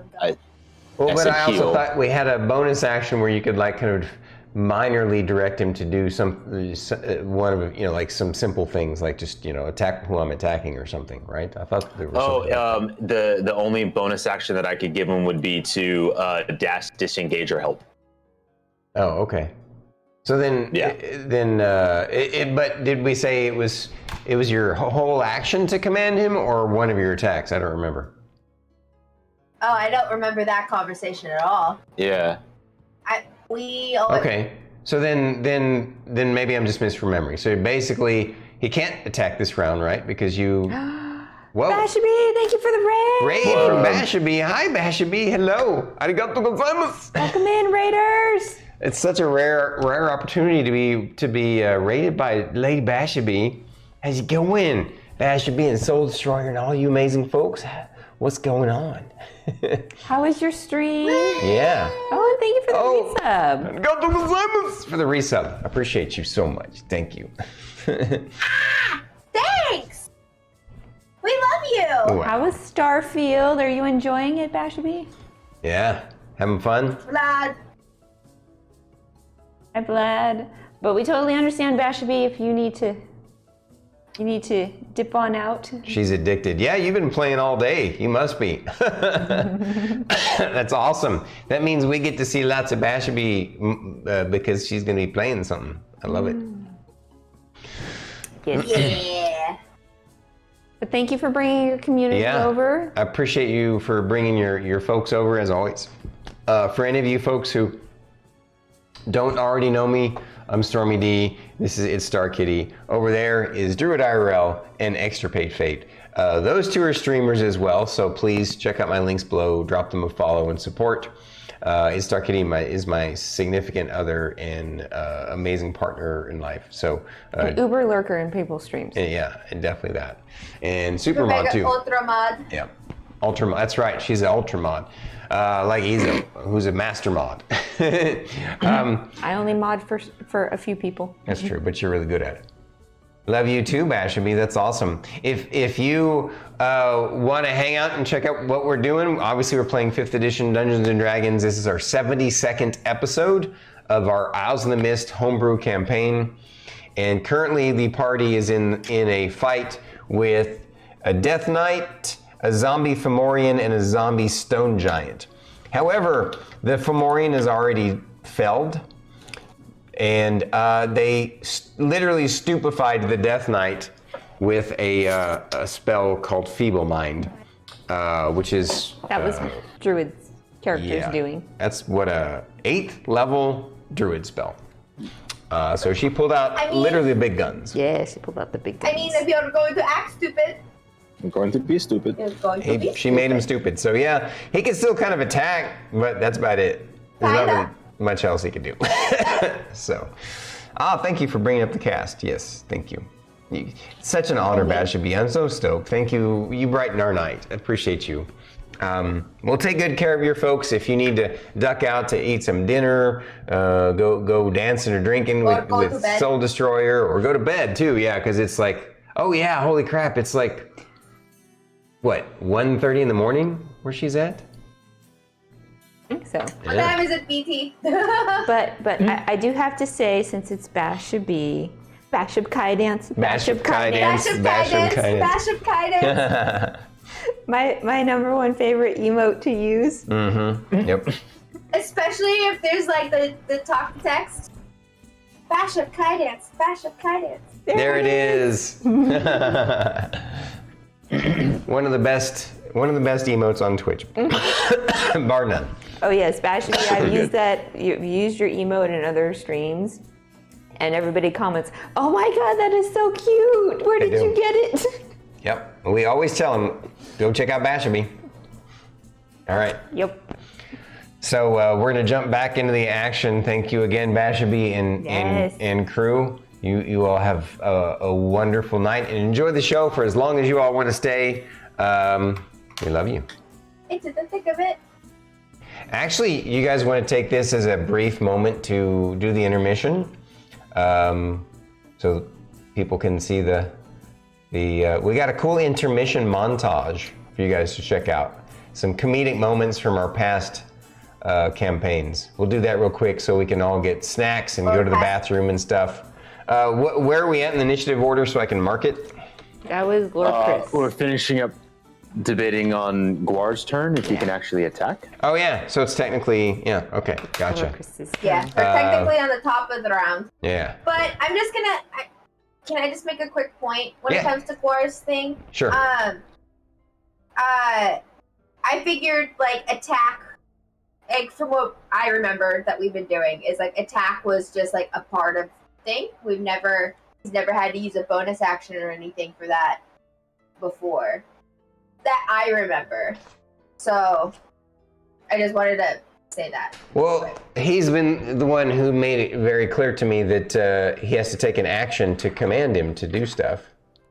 It was a bonus action. Yeah, The bonus action was to do. He literally said the three things. The dash. do the dash, disengage, or help. But you've never it. That's fine. No, I mean, I mean, the only thing is because we've never done it that way. When I had him do something complex, you had me like circumnavigate actions and things, but yeah. Did you write it down anywhere in the information that I gave you about him? No, I've always just been going off of what you've already wrote down. Okay. So if I misinterpret it, then No. I might totally be get it. misremembering. I could have sworn that literally we've had conversations where you told me, you know, that having your companion or familiar. Maybe it might be possible that my memory is mixing in with Baldur's Gate 3 or something. But I feel like it's a Baldur's. Yeah, because if anything, it's just a free action to tell him attack. yeah, knows exactly. what Yeah, to do. never mind. Yeah, that's exactly right. Yeah. You're right. All right, so you're going to free action tell him to attack. Yeah. But if you wanted him to attack in a specific way, for example, to get around to flank him, then Yeah, if I'm that like get requires- around and flank, then that's like issuing a complex command versus just Yeah, bite. I could Yeah. understand being a bonus action at that point. Yeah. Okay, fair enough. There we go. Before we head off, do you want me to just do that roll and then we start with shiny shoes? Yeah, that's a great idea. Let's do that. Yeah. Okay. So bite. First one is going to be not a hit. That's gonna be 5 + 8. That's not hitting. Right. Second one is going to be another 5 + 8. That is not hitting. No. Okay. Nice try. All right. He tried. And then, Go. yep. And then in specific, just because I am rereading it, if Guar does not attack, I can then use a bonus action to do dash, disengage, or help. So it's one of the two Yeah. in action economy. So he did attack, he did not make it. Cool. I guess the only other thing I could arguably do would be have him try to flank, but I think where he's at is fine. Okie dokie. That would be, yep. All right, I'm going to mute us Alrighty. now and show off the intermission. Enjoy the little intermission montage video we got for you guys. I appreciate you. We'll see you guys in just a little bit. Thanks again for bringing your folks, Bash and me. Hi, guys. Hello. Did you guys enjoy your dinner snack break, whatever? I did. Me too. It's a killer mac and cheese. Welcome back to you guys too. Thank you, Aries. Appreciate you, and Vlad. You guys are awesome. Made the pancakes. Mighty Morphin dabbing time. That's good. That's good. Oh. Yeah, with one well-placed spell choice and a special ability choice, you have made a mockery of the.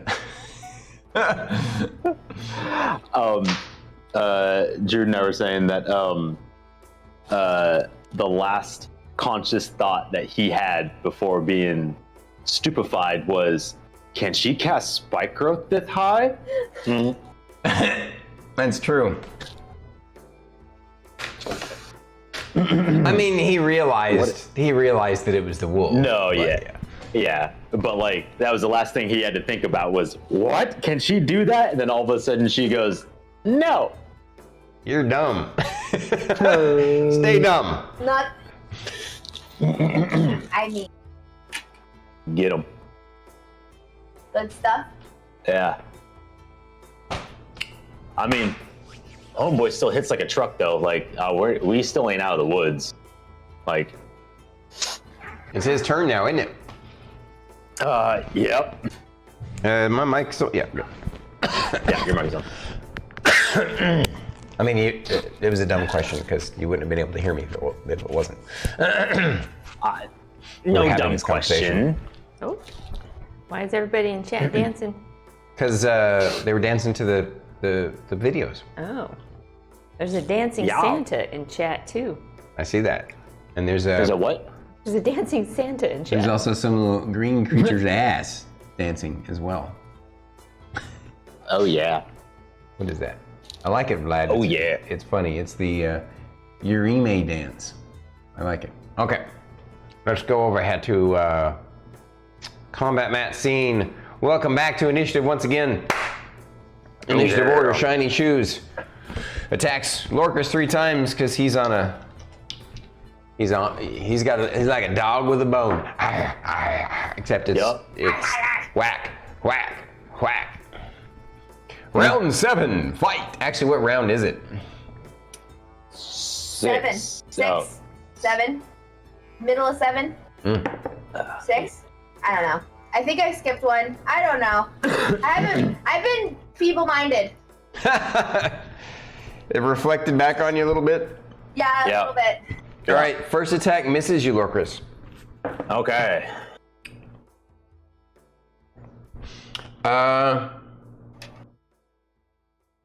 Second attack also misses you. Oh shit. Third attack does get in there though. Okay. For 7 slashing.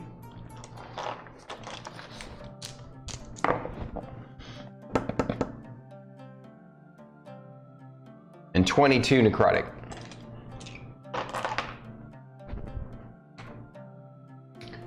I got hit last round by the stone giant, correct? Yes, but you made your save, so you didn't fall down.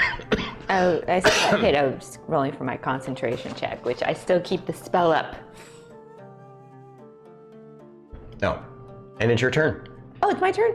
All right, let's finish heating up this object. It cracks and melts and falls apart in front of you.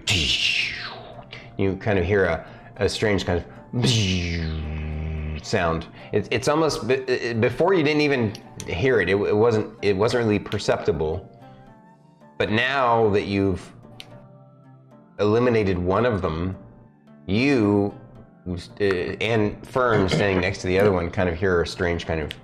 It's as if it went.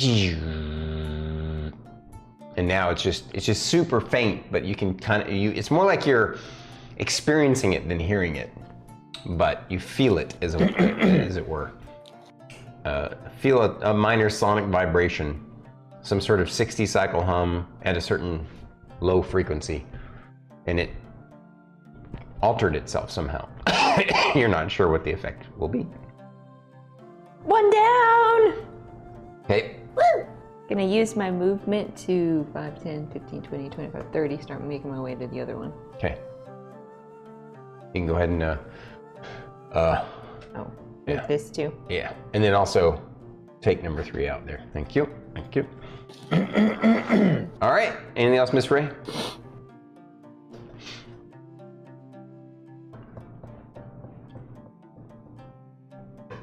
Oh, yeah, they're still outside of 60 feet. Yep. And Rylar already has an inspiration, so. Okay. That's it for me. Miss Fern. It's your turn, Fern. Fern.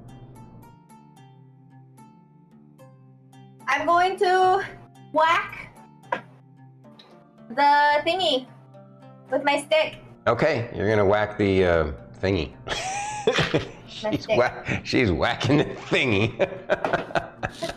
Because that's what you do to thingy with your thingies. thingamajigger. You whack them. So 17 plus 13 to hit the yes, magical thing. definitely hits. Okay. It's force damage What's force 8. damage? because I'm using Shillelagh. Oh, it specifically says that it changes the bludgeoning to force? Oh, it's bludgeoning. I'm silly. Yeah, it just Okay. becomes a magical. It just Alright. is magical now. Yeah, Yeah. all right. But so- anyways, 8 points of bludgeoning damage. Okay, it looks more cracked than it was before, but it still has, that slight kind of glow and hum to it. Anything else, Fern?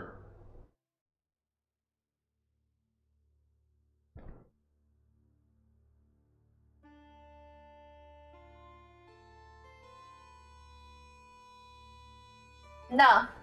Okay. Rylar wants to go help his so I'm gonna go to this screen real quick. Rylar's like looking. He sees that Lorkris is getting hurt and beat up by the Death Knight, who's stupid now. But he's also got Gore with him. And so he's like, he wants to go help him, but he's also all beat up himself. He's afraid if he gets in close and personal with that Death Knight and pisses him off, then the Death Knight might kill him.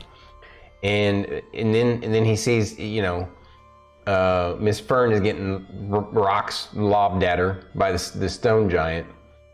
So Miss Ray. his brain. Oh yeah, what did I say? Yeah, sorry. Miss Ray is getting rocks lobbed at her by the stone giant, and so he's like, he's straining his brain like he's getting constipated, and he decides to keep trying to shoot Eldritch blasts at the stone giant.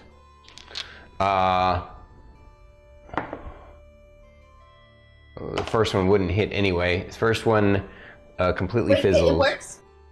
Does it actually No. work? So I'm let's see. I'm gonna roll that first, I suppose. That makes more sense. So what happens is it looks like it tries to the Eldritch Blast tries to go off. And first one fizzles. Tries the second one. Fizzles. It looks like it's, before it was obvious as soon as he would cast it, the purple glow would come from his hand like normal, and then it would just pop and vanish instantly. But now it's like it's trying harder somehow. Like maybe there's a shot. And sadly, none of the three actually go off, but he tried. And that's what he does. He's done. Stony is Up next. Lava Stone. At me again? Yep. This time though, it impacts the wall above your head and takes a big chunk out of it and goes flying and misses you. And back to the top of the round, Lorkris. Okay. So. I ain't doing too hot.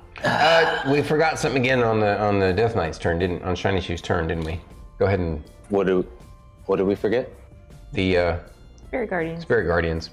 Because the one we rolled was for the turn that we had forgotten before. So roll this one again. Okay. He gets a save or not? I forget. Yeah. Yeah. Wisdom, Wisdom. 16. Okay, he succeeded this time. So he takes none or half? Half. Half damage. All right.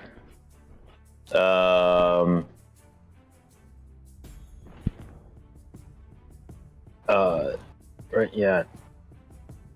10.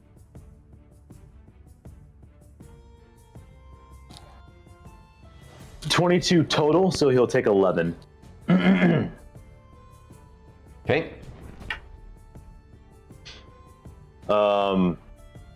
So, I ain't doing too hot. Yeah. So, By the way, I want to share something before you go on. Sorry.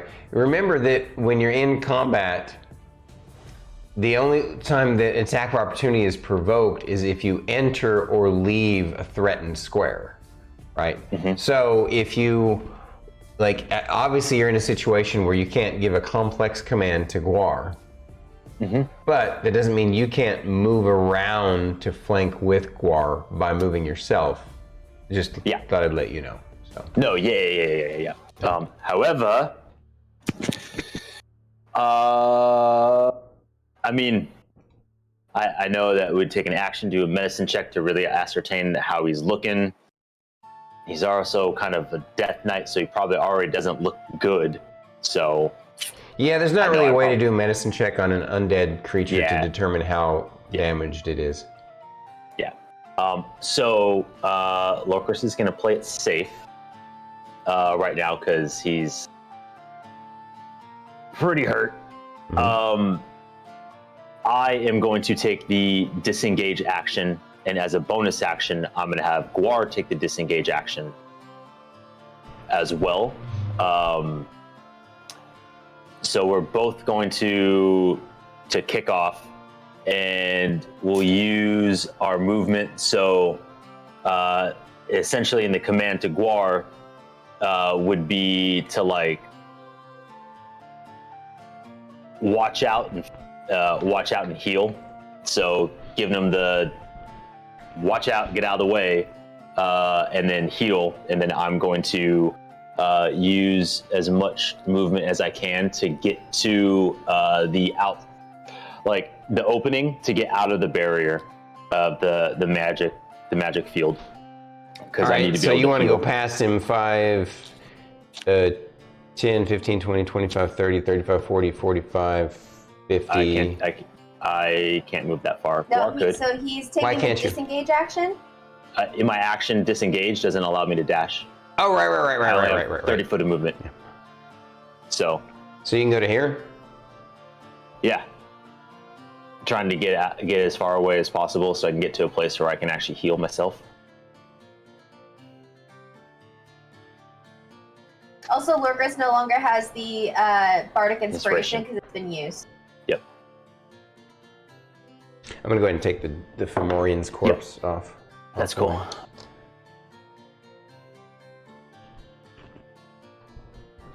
Okay. And you wanted him to disengage as well and just basically follow you? Yep. Okay. Is that okay right there? Yeah, that's fine. I mean, he can move farther if you want. It's up to you. Yeah, I was gonna say put me between Shiny Shoes and Guar. So Guar on the opposite side. Yeah, there we go. Protect the pup. Protect the pup. I'm sure Banana Tom approves of this. Yeah. Yep.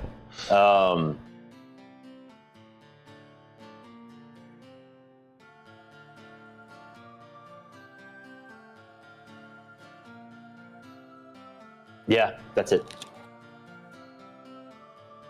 Okay. Shiny Shoes' turn. Yeah, I gotta protect the pup because we don't want Lorkris going all John Wick and sending everybody to Weejoss. Yep. course, So since he is now walking manually, First of all, as long do as the I- damage on the no. Spirit Guardians. Spirit Guardians. And then, of course, your Sentinel's going to get to go off. Yep.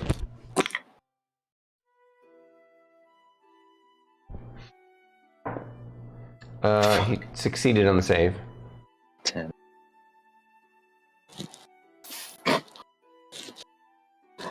14 total damage, halved to 7. Okay. My goodness. What a wild ride when it comes to these rolls. Cool.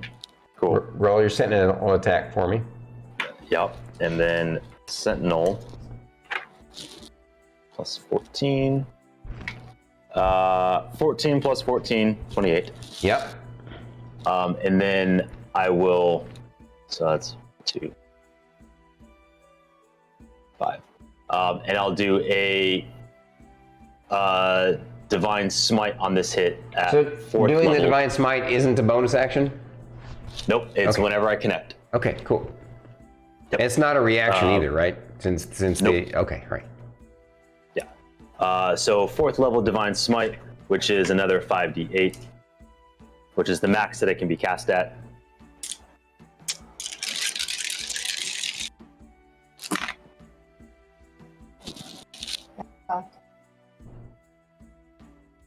Same number anyway. So here's.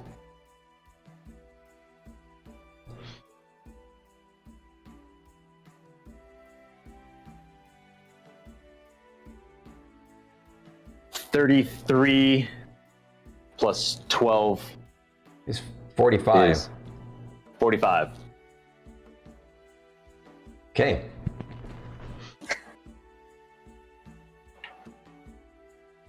Pretty good, pretty good. All right. Stop right there. Now Shiny Shoes attacks you. Shiny Does he Shoes have stops reach? where he Oh yeah, he's except he at. stops where he is. Yeah, never Does mind. not have reach. Yeah. Okay. The Even Morning's in death, this dead. guy gets no Ray. break. My turn? Yeah. 5, 10, 15, 20, 25, 30. I'm not quite there yet. So I will double move, make my way all the way over. Oh. Or don't you have like a magical bow in your a magical crossbow? I thought. It was one of the things that we I know you do. purposely got. Okay, I'll move 30 feet and I'll take a shot at it. Sorry, I was super DM hint, I know, but it was just, she hasn't used it in so long, I was reminding her. She's almost always using her Yeah. spells. And that was literally why, though, I gave you the special bard instrument that you Pop the can... bard instrument out and I asked for the light crossbow. Right. Because I can do that as free action. Exactly. So I'm like, please use the stuff that I gave you. Take a shot. Pew! Pew! That's a 17 to Yep, hit. definitely hit. Oh, wow, I actually hit. Which number is that one? That's number 4. Okay. 9 points of damage. Not bad. Alrighty.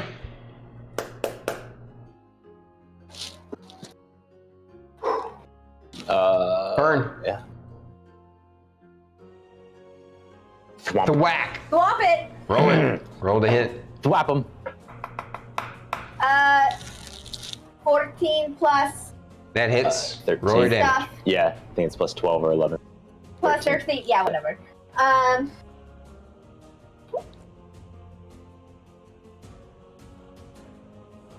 13 points of bludgeoning damage. All right. You hear the again, but this time at a lower octave.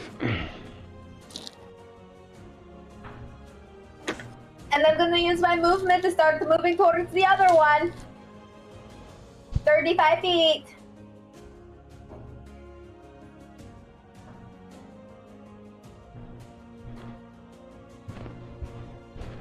Okie dokie. It's my Rylar. turn. Rylar. This time, we'll see if he actually gets through with any attack, or if it actually goes off before action. I still have to roll to hit, but he can't even hit if it doesn't go off. So,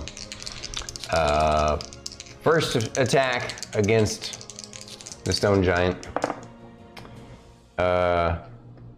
is a miss. I mean, it fizzles. Second attack fizzles. Third attack actually does not fizzle. Woo! But he rolls a net 1. Woo! All right, I believe I already used his luck feat, and I think I already used his inspiration too. You did. So let's see what happens for Rylar. Rylar. Uh,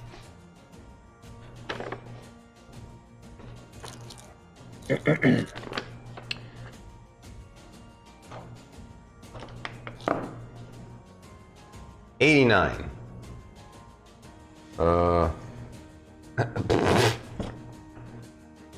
Useless moron. Hit self, double damage, and stunned for 1 round. What? I mean, imagine it just blows up in his hand. There's no good way that he can like hit himself with Eldritch Blast, but as it goes off, yep, too close. It got Right, reflected. it's not 4th of July. Yeah. Keep your fingers.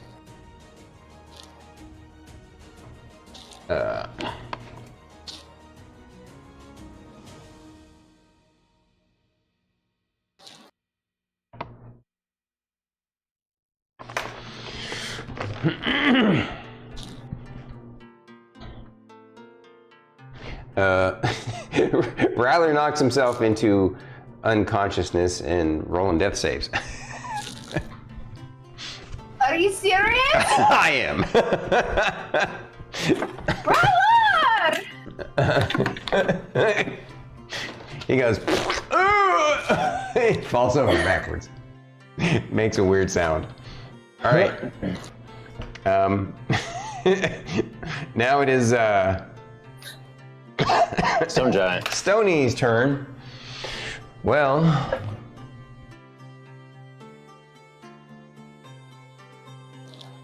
he's still too high. Even as tall as he is, he'd have to jump up and try and grab her. He's not ready for that yet. He'll just try and knock you off with a rock. Oh, does a 19 get there? I have an AC of 20. He actually hits you, but like it's a glancing blow that doesn't, do any damage through your armor and kind of, doesn't push you. You're like, you're feeling like the stone block hits you, but it didn't. It just kind of like, rolled off your muscles. Yeah. As long as it doesn't hit Philip. Yeah. If it hits Philip, oh, it's on. Stony's done. Oh yeah. Lorkris.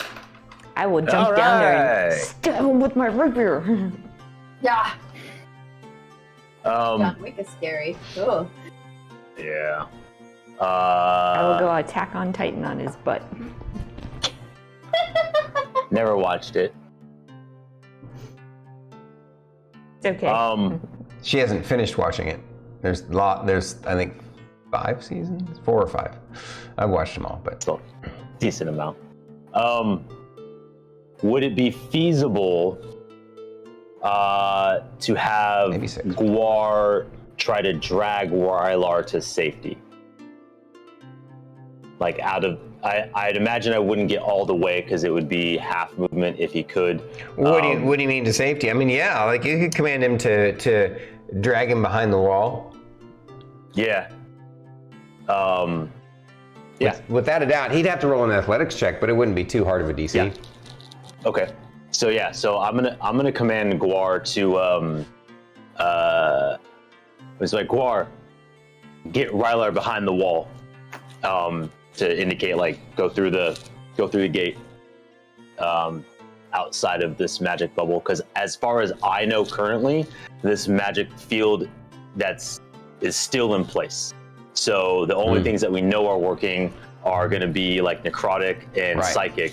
So that's a more complex command, obviously. So we determined that was Bonus action. it uses your action, right? Bonus action. No, that can use my action because it's a calm. Yeah. Because that would eat up my time. I understand. I'm caught up. Yeah, so it'd eat up my time. All right. So you do that, and yeah, he go ahead and roll his athletics check. Athletics would be +5. I just realized he had a bardic inspiration. Well, it didn't matter when you roll a 1. It doesn't get you. Yeah. Yeah. So 8. 16 + 8. Oh, without a doubt, yeah. Yeah, 24. Yeah, he can actually get him right behind the wall over here. Okay. And then in following suit, I'm going to use my movement to get closer. So backing up away from Shiny Shoes, getting myself out of this known space, and also putting, Shiny Shoes in a situation where he's probably going to charge me again. Here. that good? Or Yeah, I would be out of the field. Yes. Okay. Do you have Yes. a question? Have you been rolling your concentration checks each time you got hit? Ooh, Ooh, forgot all about that. I have not. I So completely it's either forgot. going to be it's the real roll plus your Constitution modifier, and it's either a DC 10 or half the damage Or the- taken.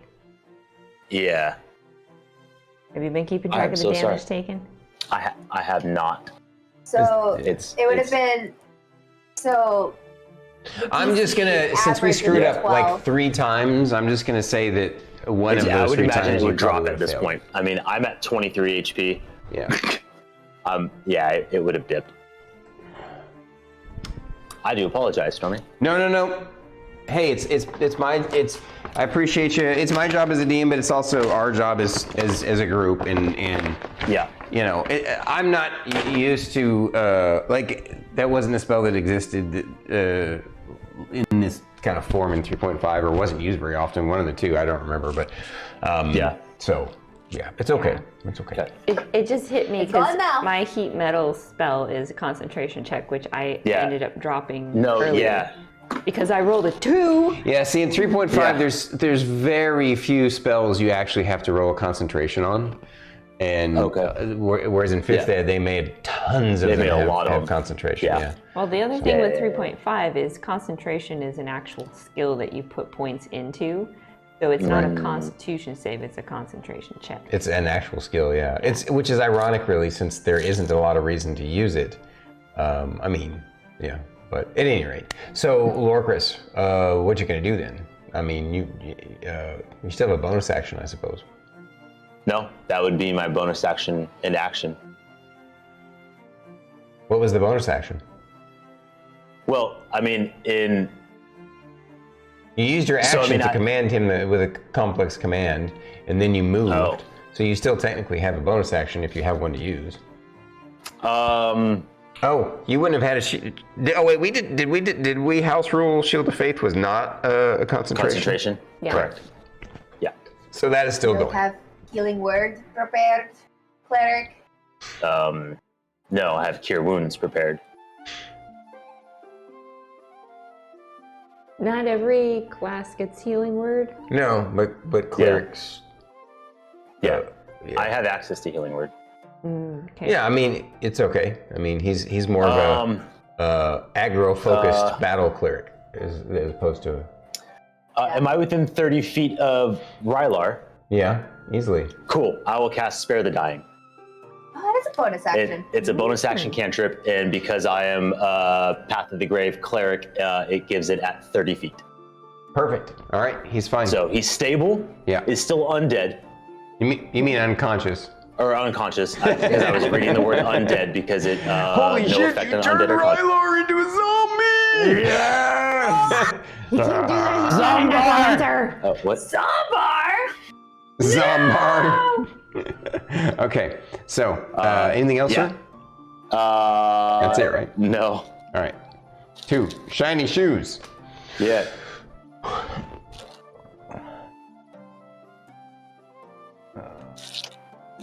Yep. Sentinel goes Sentinel. off. No. That's cocked. Cocked. Not cocked. Yeah. I would imagine this doesn't hit. 17. Nope. Rolled a 3. Unfortunately not. No. That's fine. So he gets all up in your grill and actually fights you. Yep. First attack is gonna hit. Can you roll the damage on that first? Oh, okay. Yeah. I'm at 23. Like, he's...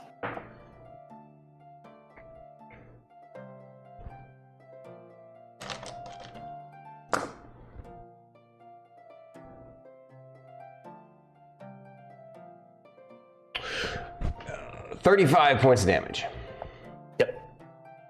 I'm down. Lorkris goes to say hey to Weejaws. First time in a long time. It says has been hi the first to time in a long Ouija. time. So despite the fact that you stupefied Shiny Shoes the Death Knight, this has still been a brutal fight for this team. Yeah. No Imagine if you hadn't stupefied him. Sorry. All right, so can you knock Lorkris down for me? Thank you. So, holy crap, guys! two men down. It's a good thing that he's. Well, here's the thing. It's a good thing that he's not intelligent because he would 100% would take the opportunity to coup de grace. He's nowhere near smart enough to do so. Yes and no, not necessarily. So, like, it's not something that is talked about in 5th Ed to be like an absolute, right? Just because you can coup de grace doesn't mean you want to use your turn to do that. You might want to instead go after another person, you know? It just depends on what's going on. That's fair. But anyway, given his directive. Full? Well, you're thinking 315. I don't think there actually is a coup de grace in 5th Ed that I'm aware of. There isn't. There's just technically. Yeah.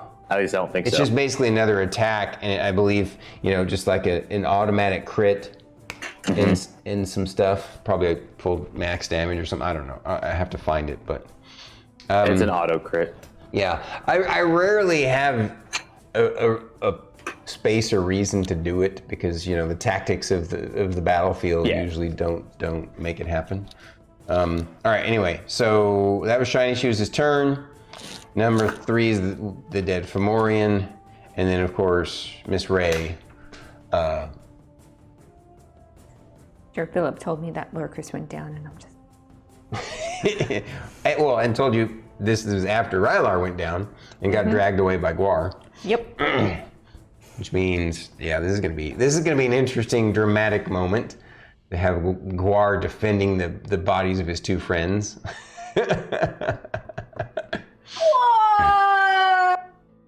Oh no! Okay. I'm gonna look at that little object and be like, I'm gonna come back for you. To the object? Yeah, the pillar thing. 5, 10, 15, 20, 25, 30. I'm gonna move back 30 feet. Okay. I'm gonna turn and see where Lorkris is. 45 feet. Gonna work. I'm gonna cast Heal at 8th level. Lorkris. All right, you have a 50% chance for it to succeed because you've taken out 2 of the 4 suppression devices. Hi. Hi, you say? Hi. And 90 it is. Yes! Go! So, he gets what, 70 hit points? 90, because I'm casting it at 8th level. You get 90 hit points back, sir. Wow. I use my one He's all like, level boom, back in the fight. Yeah. As I'm casting it, I'm like, not today, we just. You pop up, you're like, hey girl. Bye. or Yeah. Or what? oh, nothing. No. Stormy, you've been hanging out with us a little too long. I know where you went. All right, so well done, Miss Ray. Fern, she took care of you. You can tell her spell succeeded, and she took care of Lorkris. I'm gonna be like, oh, they're fine, and I'm gonna move on to the other one. So you can't quite get there, but you can obviously get up there and then do some sort of ranged attack if you want, whether it be a spell or if you have a ranged weapon or not. I'm just going to look at the thing, and I'm not quite there, and I'm just gonna turn and look at the stone giant, Uh-huh. and I'm going to cast, you know, Chill Touch, which is my cantrip, you know, Right. to start to hit him. Okay, so you've already chosen it. I just have to be tickled at both of you. Chill Touch is something you could have cast against these things too. just so you know. It's too late now, but I did we just get recognize raided that. again? Divinely cursed! Thank Divinely you for the cursed. Thank you for the raid. I love you. We appreciate you. Hi guys. Hi, guys. Welcome once love again. Divinely Raiders! What's you up to, buddy? Hello, Playing Grumpy Mama! Palia. Oh, Grumpy Mama's here too. It's good to see you, Raiders. We also get a shout out for old Grumpy Mama as well. Yes. She is a fellow Yes, please, streamer. please. Indeed. Hell yeah. Hello, welcome in. We're fighting for our lives. Yes. Yes, they're fighting a hard fight. We against... got two players down, and the other two are up on walls trying to take out some magic suppression stuff. Yes, the party is fighting the hard fight against the dark Death Knight. Will the day be won, or will their journey be undone? We shall see. My character just revived Fate's character. Yep, with the big ass heal spell that only had a 50% chance of going off because of a magic suppression field. And I chose right. I chose right. You chose wisely. Chose well. Wisely. All right. So, thanks again, guys. So, for all of Divinely Cursed folks, if you haven't come by, if you don't know us, I know probably a lot of you do because of his amazing interview with Bandwidth and Banter. But for those who don't, I'm StormyD of Storm Saga Games. Over here is itsStarkitty, my significant other and super partner. And over there is Druid IRL and extirpatefate. Both of them are fellow streamers. Check out their links below to support them as well, please. And this is our 72nd episode of a homebrew 5th edition Dungeons & Dragons campaign called Isles in the Mist. And you're about to say something, Starkitty? Also, if you missed Divinely Cursed lovely Bandwidth and Banter interview last Friday, you can check it out on the YouTube channel. That's right. Bandwidth and Banter YouTube channel. It was just posted yesterday. So definitely go check it out on YouTube. Drop the video a like, comment, and subscribe. Indeed, indeed. Thank you guys for joining us tonight. We do a lot of other things besides just D&D. Obviously, as we discussed, we have Bandwidth and Banter, the podcast talk show, which is our baby. It's Druid and I's, the thing that we do while we're online, but I have to share that is all four of us' baby. We developed it and work on it together as a team. Just like this Dungeons and Dragons stream is our baby, our first baby actually. Yeah, I know. And we work on it as a team, and we confer about all kinds of things. And I for the other things that I do on the personal channel, we're doing Dark Souls 3 first person mod. First time playthrough. We're doing some Baldur's Gate 3 with Banana Tom on Thursdays and Fridays. And with Fate on Wednesdays. And getting ready to be Fate on Wednesdays. Oh, we did Dark and Darker. What else? Oh, Daggerfall Unity. We can't forget Daggerfall night. Yeah. That's a big night. Daggerfall's gangster. Iron Man Permadeath Daggerfall. So, and then Daggerfall's Fate over the reason why I'm here playing is playing Oblivion, right? Yeah. Tomorrow? Yeah, because you playing Daggerfall, yeah. Yeah. That's awesome. Yeah. That's awesome. Playing that. And then Druid over here with Banana Tom on Tuesdays, she's doing The Forest, right? And her own personal stream on Fridays, Cult of the Lamb until she finishes that. Or until she rage quits, yeah. Or yeah, I'm or she getting gets bored. tired of it, yeah. So I'm getting bored of it, I'm not gonna lie. this one is a streamer, bother. even though she doesn't say that she is, because she's literally here every Saturday. So she is a streamer from that standpoint. She doesn't have her own personal streamer channel, though. So that doesn't mean you can't go follow her, though. Feel free. Please go follow her. I want her to have over 50 followers, so please go follow itsStarkitty just for the lulz. Just for the lulz, yes. Just for the lulz, please. All right. Yeah. Really quick, hold on, really quick. Yeah. Divinely Cursed. Mm-hmm. I was talking about you at my IRL job, and my coworkers are in love with you. I'm sorry. They're in love with you. Yep. So.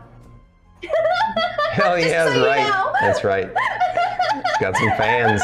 Bardic inspiration. Look at that. He knows. Yes. He knows what it's all about. If you're not already following Divinely yeah. Cursed, definitely drop him a follow. Check out his streams. He's amazing to watch, amazing to listen to, and just an all-around sweet, warm human being. Yes, he is. Okay. I'm looking forward to rewatching. I just had to tell you that. So you have, or you're slowly amassing your own little cult. Yep. All right, so thank you guys for joining us. We're gonna go back to chat dark, which means we won't see chat until the end of the session. But we appreciate you guys coming in. Stick around as long as you like. If you need to take off, we understand. Yep. But either way, enjoy the show. Thanks again.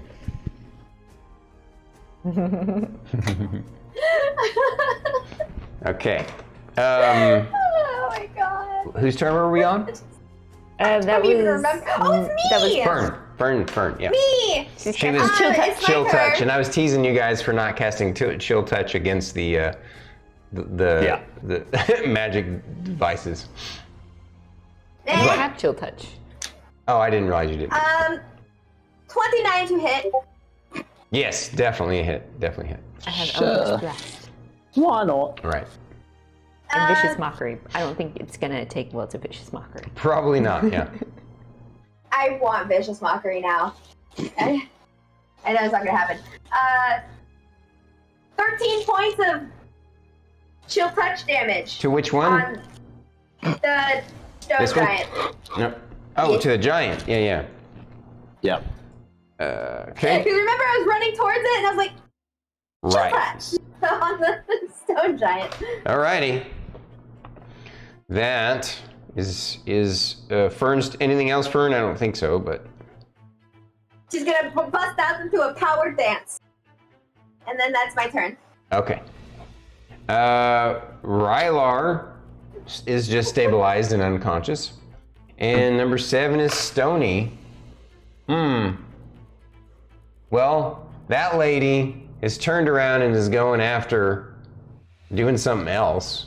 This lady just attacked him, so he's gonna chunk a rock at her. Let's see if Fern can do the dodge dance. Unfortunately, a 25 will get there. For no, what are you doing? A whopping What happened? is those things Whopping. suck. Yeah.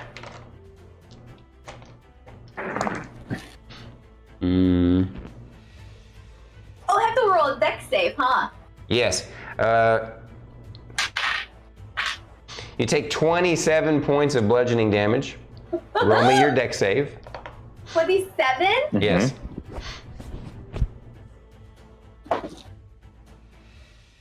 20. All right, so you succeed on your reflex save and don't get knocked off the wall. And now it is top of the round to you, Lorkris. You are now conscious and up by 90 hit points. If you decide to stand, I'm assuming you will, it will use up, I believe we determined half your movement, right? Can we switch to combat team? Yeah. We'll go to combat cam. Bam! Combat cam is the best cam. Combat cam. I'm partial to RP scene, but yep. It's funny. Me too, actually. Dual cam is cool too. What? Dual cam is cool too. Dual cam is good. Dual cam is very good. Dual cam is nice. Just for the folks who don't know, since we're in it, yeah. There's dual cam. Bam. Hi guys. And back to combat cam. There's a thumbnail for you. Yeah, you got both me and Druid doing this. Oh, that'll actually be perfect. Yeah.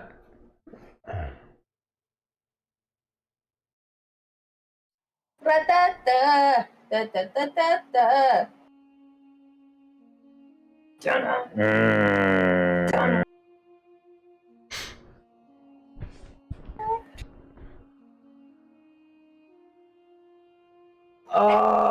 What?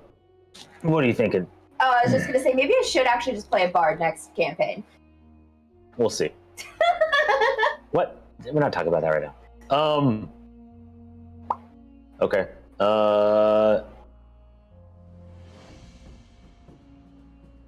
Yeah, Lorkris is first time going down in a long time.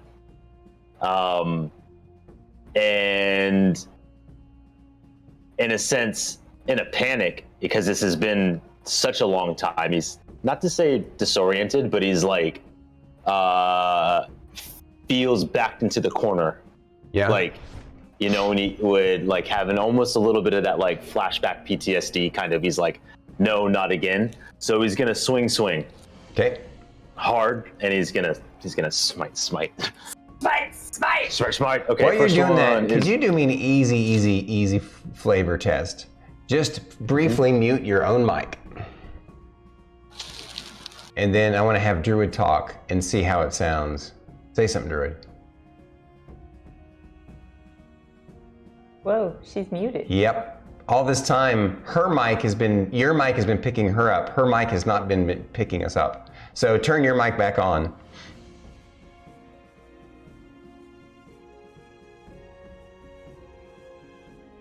Nope, still can't hear Druid. Whoa! Can you hear me now? Yes. Yeah. So the new mic that we got you isn't working, it seems like. That's interesting. Wow. Try plugging that. That's why I was like, there's no way, because you sound so echoey Yeah. and faint. It's because your mic has Yeah. been picking her up. Try let plugging me see. that mic into your mic. Or, Oh, this is no. I know why. Oh, I'm stupid. That's Yeah, why. she never. Here we go. Hang on. I plugged. She didn't plug it in all the way, so it was only partially connected. It didn't snap It into place. looked like it was plugged in all the way. wow, that sounds so much just better. say. Oh my God, that's so good. It's funny, it only took Okay. most of the session to figure that out. Yeah, right. It's okay. It's okay. Technical. We Technical can't escape the difficulties technical happen. difficulties. Yes. Yeah. It's fine. I agree. Trust me. I'm not. Folks know me. I'm not upset about it. I'm actually happy that we solved it because it's been Yeah. niggling in the back of my Yeah. mind, like like chewing. And then it dawned on me. Like Wait a a minute. worm Maybe in she's. your brain. Yeah. It's almost like you gotta. It's like you've been infected Yep. by Druid, a parasite. you sound so much better. And louder. Yeah. Okay. We may actually have to do the voice mod, knock her down a bit at this point, but we'll play with that later. Not tonight. Stop that. Everybody cover your... Hey. Guys, I can mute her again if you want. No, it's all right. Yeah, you sure? Yeah. But you know what's the funniest part? Mm-hmm. Y'all still could hear me technically this whole time. Just That's true. fine. Just from his mic. Yep. Yep. That is how powerful my voice is. Yep. I will never not be heard. Help. It's a reason why I have to wear headphones. It dampens it. Like, seriously, when I take my headphones off and she's still talking with her headphones on, it's literally like a mind spike. Such a drastic shift. Yeah. That's okay. Okay, so 27 to hit on the first one. Yep. And I am doing a 4th level Divine Smite. Okay. So I know I'm gonna swing on a second one, but I'm gonna roll the damage to kind of keep things structured. Sure. No, For just my roll the own damage brain. on the first one for me. Let's see. Big damage, come on, big Big damage. damage. Big damage. Let's go. You can do it. I believe.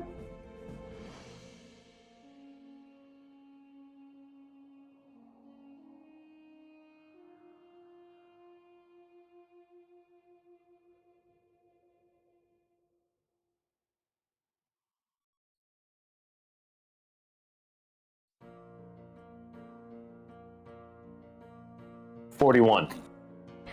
Okay, so in the last moment of Shiny Shoes' undead existence here, he briefly, in the moment in between being unalive and actual completely dead, the Stupefy spell wears off, and the last thought he has as that wears off is, "Oh damn, not again."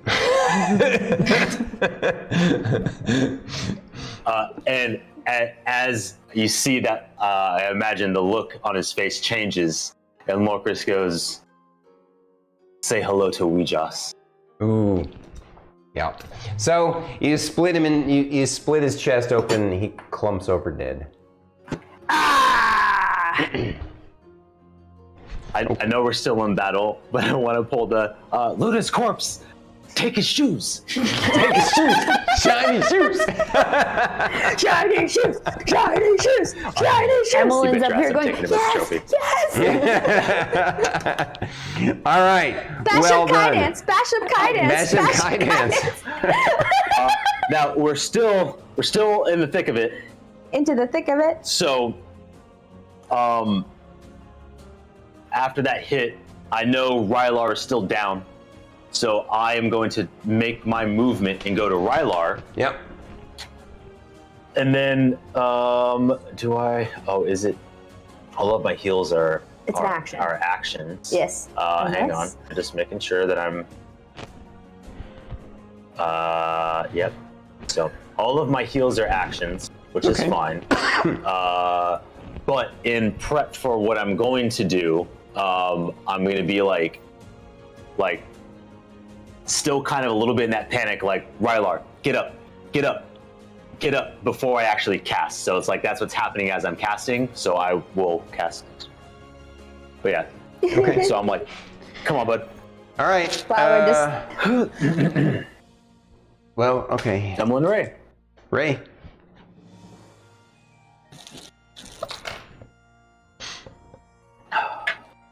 What's the range of a light crossbow? 60. I think. Okay, then I'm gonna stay where I'm at. I'm gonna take a shot at the thing. Okay. This is number which one? 2? 4. 4. Oh, the one you already hit. Yeah. Yes. 15 to hit. Yes. 11 points of damage. That's Exacxes. You destroy it. Let's go! Let's go. And anything else?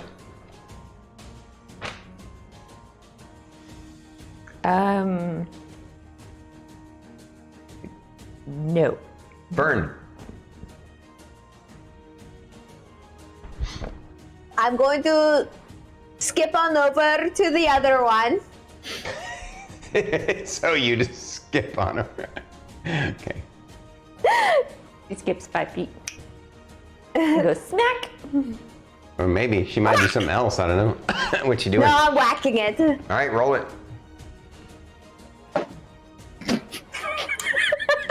Jesus. What'd she do? Nat 20 it? No. She The way fumbled I it? rolled the dice, the he way she hated rolled it. it, I mean, it really hopes that it missed, even though it probably won't. But just the way that she threw the dice down is the way that Fern swings. It's just like, yeah. And he just like picked it up and went, eh. What'd you get? 21. 21. Roll your damage, ma'am. Miss? Milady? Lady Lord? Whatever. Greenery? They call me my lord at work. Maspor. Yeah. They were like, my lord. And I'm like, absolutely. 11 points of damage. Nope, Okay. I lied. 13 points of damage. Oh, wow. Okay. And Got it. 13, yeah. Alrighty. math. Stony. Wow. Oh, 50-50 wow, shot. as soon as Fern hits it, she's gonna look at the stone giant and go, All right. She made herself a target of opportunity. Poor big ass rock coming her way. Woo. Roll me your deck save, milady. nope. 6. So you take Use your 22 inspiration. points of damage. Can I roll my I'm gonna use my inspiration. Can I do that? I haven't done it yet. For what? To not be prone. Oh, Yeah. you, I you don't get wanna to be eaten. re-roll. Yeah, you get to reroll. Yeah. It's just as bad. 10. Yeah. All right, so you're knocked prone, and because of your precarious position on the wall, it's elevated into a roof here, and so you actually kind of are hit by the rock and knocked prone and knocked off. So you actually fall 30 feet. Wait, how many points of damage from the rock? 22. Yeah, 22. Jeez. And then 11 points of fall damage. I'm fine. I'm fine. Philip is eye palming right now. Eye palming. Eye palming. I love it. Eye palming. All his eye stalks just go, boom, and just like smack himself in the head. Well, one of them is still looking out. Which is the main one. Always the big one. So let's see. That was Fern's turn? No, that was Stony's turn. Lorkris' turn. I was stoned. Yep. You just watch Fern get yeeted off of the wall because she's stupid. Are you using a clerical shut. heal, or are you using your paladin lay on hands? Or did you... I'm gonna use a clerical heal. Okay. And what I'm gonna do is Have you used lay on hands for the day? I used it on Guar. Oh, right. On the previous combat. I still have some left, but this is the first time I get to heal somebody who's at 0 HP. As the Death Domain Cleric. As the Death Domain Cleric, when I heal somebody, Circle of Mortality, you restore maximum possible hit points on each die instead of rolling, with healing spells to a creature with 0 HP. Holy crap. So you're going to do a high level one? How many? 6th level Cure Wounds. That's on Rylar. 6d8 plus something, right? 3. It's going to be 6d8 plus 3. So it's just 48 plus 3 is 51 points of damage back to Rylar. Holy crap. Health. Not damage, Yeah, health. it's not damage. Well, 15 healing points, 1 points of damage taken away, basically. Yeah. Effectively, it's... Whoa. What? You okay? Yeah. Just, I see what he's talking about. We got a little visitor. yeah, don't say what it is. We don't want to freak out poor Ares. But I will take... It's a spider, Ares, run! And immediately does it. Well, he was picking on me in chat. Oh, he's a jumping one. Where'd he go? Son of a bitch. Oh, I'm not by. There he is. I'm sorry. I'm not by. This is my game.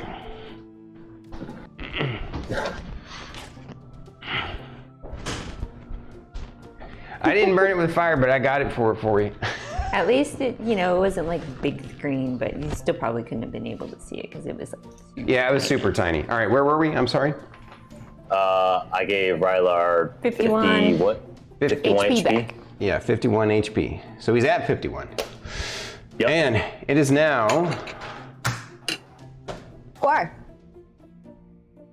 Guar is just staying with me. Yeah. Guar's not doing anything. All right. Now it's Ray. That's right. Yeah, Oh, it is my turn? it's your turn. Yep.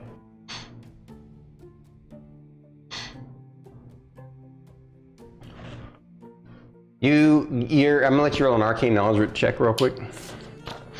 By the way, that power down thing happened again, that weird sound. Oh, wow. That's a 34. You're pretty sure that obviously they create a suppression field that stops certain types of magic, only allows certain kinds of magic within the bubble, and that each one represents 25% of magic immunity. So each time you knock it down, like when you took out one, that means that any spell cast within it that doesn't fit within its parameters would have a 75% chance to fail. And when you got rid of 2 of them, 50% chance to fail. Now, the spells have a 75% chance to succeed because there's only 1 suppressor left. I'm going to look at the stone giant. I'm going to cast Fireball at him. I knew it. That is going to be a 5th level Fireball. Sure, why not? Okay. 5th 5th level fireball. It's Stony, the stone giant. See I if just it need to not hits. roll a I totally think it does. 25. I need to roll a 26 or above on the D10. And that, my friends, is a 43. Woo! 6. So that's 8.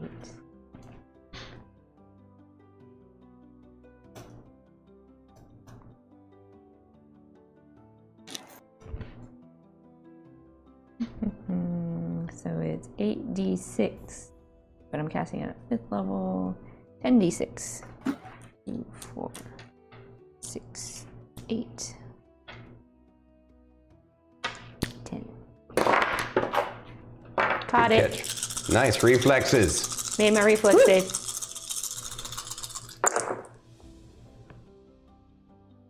Or doesn't Stone Giant have to do a deck save? Yeah, dex save DC 20. Yeah. Oh, nope. I just went down to Toby Just. I'm sending them to you now. It's like you've seen that Who Wants to Be a Millionaire? The first guy that actually won the million called his dad and was like, "I'm going to be a millionaire," and just answers the question. Yep. Lorkris said that to Weejoss. I'm sending them to you now. Yeah, he pops in saying, sending stuff to you. Comes back. 34 points of damage. Nice. Okay. Fern. It's my turn. I'm gonna stand up. And Yeah. I'm gonna just be like, you know, that was called for. That was called for. That was called for. And then I'm going to, and then, I mean, I saw Miss Ray be able to cast a spell, Yep. so I'm going to take my chances. Yep. I'm going to cast Erupting Earth at 7th level, Okie and I'm dokie. going to try to punch him in the face with it. All right. I need to roll a 26 or better. And you need to do. That's a I 58. don't think we have that many D12s. I need some D12s, please. 1, 2, 3, 4, 5, 6, 7 D12. Okay, I didn't know that spell was that good. Interesting. Upcast at. Well, it's a 3rd level spell, and I cast it at 7th level. Yeah. No, I get it. I didn't realize it Yeah. was D12s. That's pretty sick.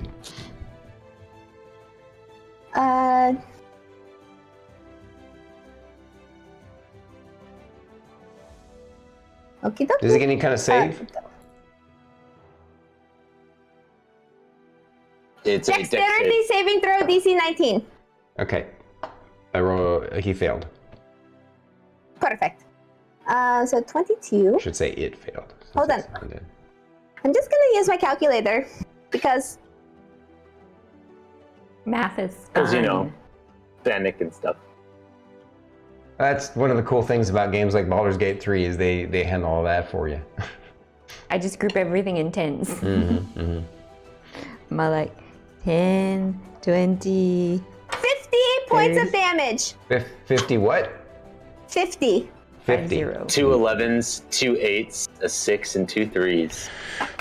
Okay, Stoney's looking all kinds of tore up. Of course, he's still a zombie, so, you know. I mean, it's still. He got punched in the face by a rock. After getting hit by a fireball. Yep, he's tore up.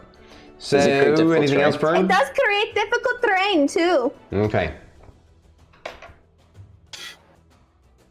Anything else, Fern? No. All right, Rylar pops up. I gotta do this like this. All right. Rylar pops up. He looks around and looks at Lorkris and looks at Guar and sees where he's at.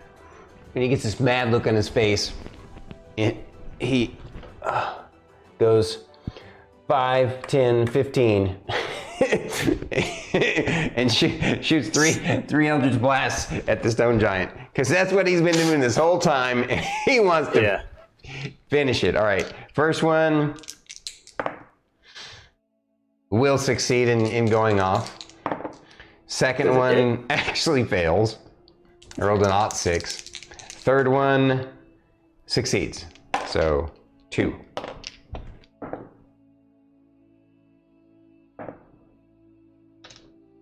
Do they hit? They hit? They both hit. Please kill it. Please kill it. For 20 points of damage, blasting Stoney's head off, sending him back to death. Sending him to Weejoss. Sending him to Weejoss. And the Does combat Rylar say that? is no.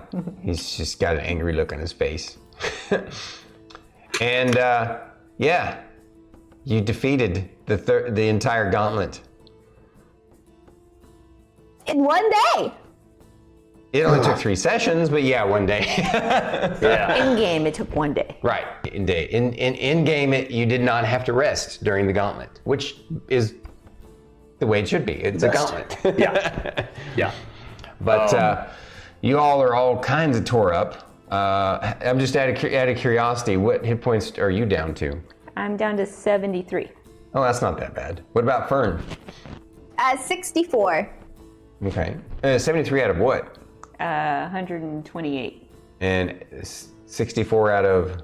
128. Oh, wow, you two have the same hit points. That's crazy. And, of course, Lorkris and Rylar both went down and got popped back up. Yep.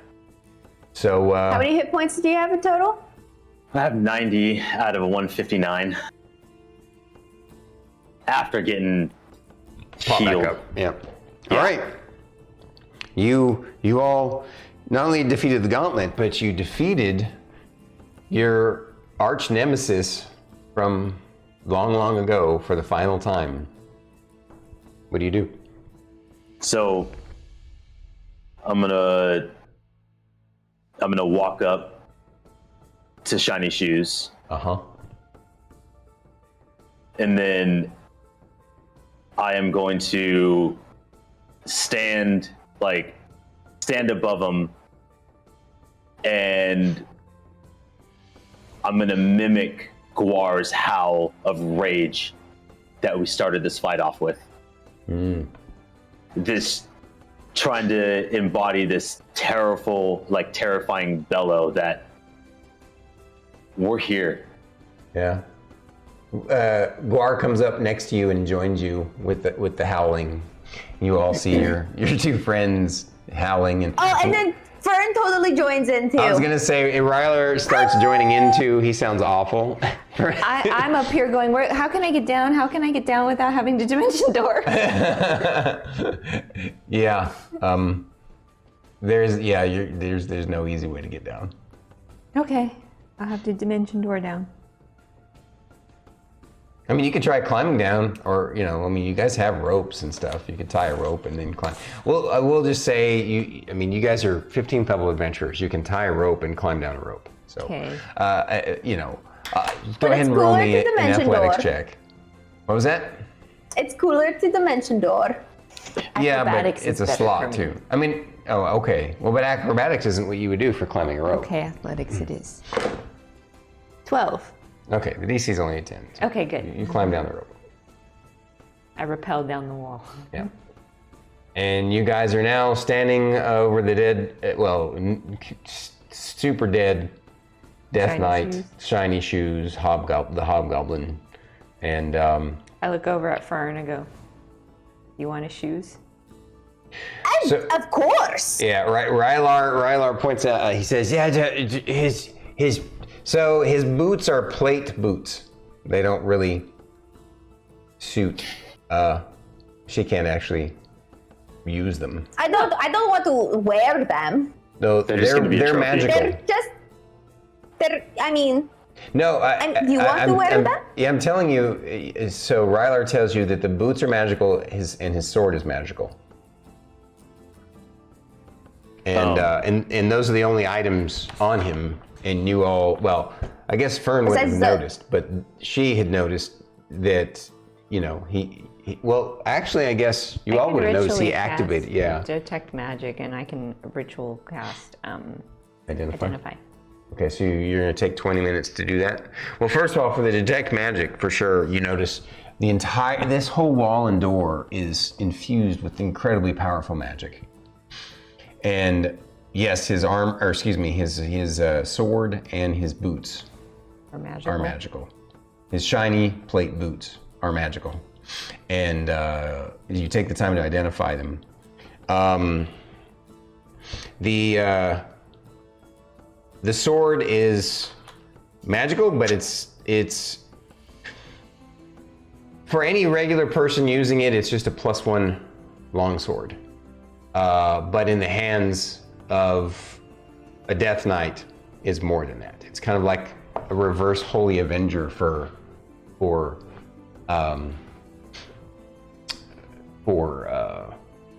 like an evil anti-paladin. And no, you don't qualify. No, I would. So the question with it being identified, I'm like, as a Death Knight, knowing that I'm not, it would be like, would I be close enough? That would be a logical guess. No. At the, well, just like, I'm just gonna try it. Nothing, and it's it's just for you, for anybody in this party, it's just a +1 longsword. Well, I look at everybody after identifying and go, we can put this up in my tavern for display. Oh yeah. Oh yeah. What about the shoes? They're boots of flying. They're plate boots of flying. Do you want to wear them, Lorkris, or are we just gonna put them up on a shelf? I mean, they I'm are a not wearing trophy, and they work. You don't want to fly? Fern doesn't wear shoes. No, not Fern. Lorkris. Fern couldn't use them because they're plate. She can't wear heavy armor. They'd fit with your armor. Though they might at this immediate moment, no, because of what they symbolize. At this immediate moment, Lorkris would not think to like, I'm going to use these. Because much like the 9 Lives Stealer sword, it's more of a reminder of what we've accomplished, not really something for me to use. Well, the 9 Lives Stealer, though, was something evil. Like, the boots aren't evil. They were a tool given to him because he had, this obsession with not being hit by spike growth. No, absolutely. But what they symbolize is... Okay. If that's the way you feel about it, then I respect that and appreciate it. But we will hang on to them. I'll throw them in the bag of holding. Into the bag of holding. I may change my mind later, but at this moment, he's not thinking, let's fly. Yeah. So, but they will be on display in the tavern. So if you ever like, I'm gonna take the boots out for a spin, I'll be like, sure. I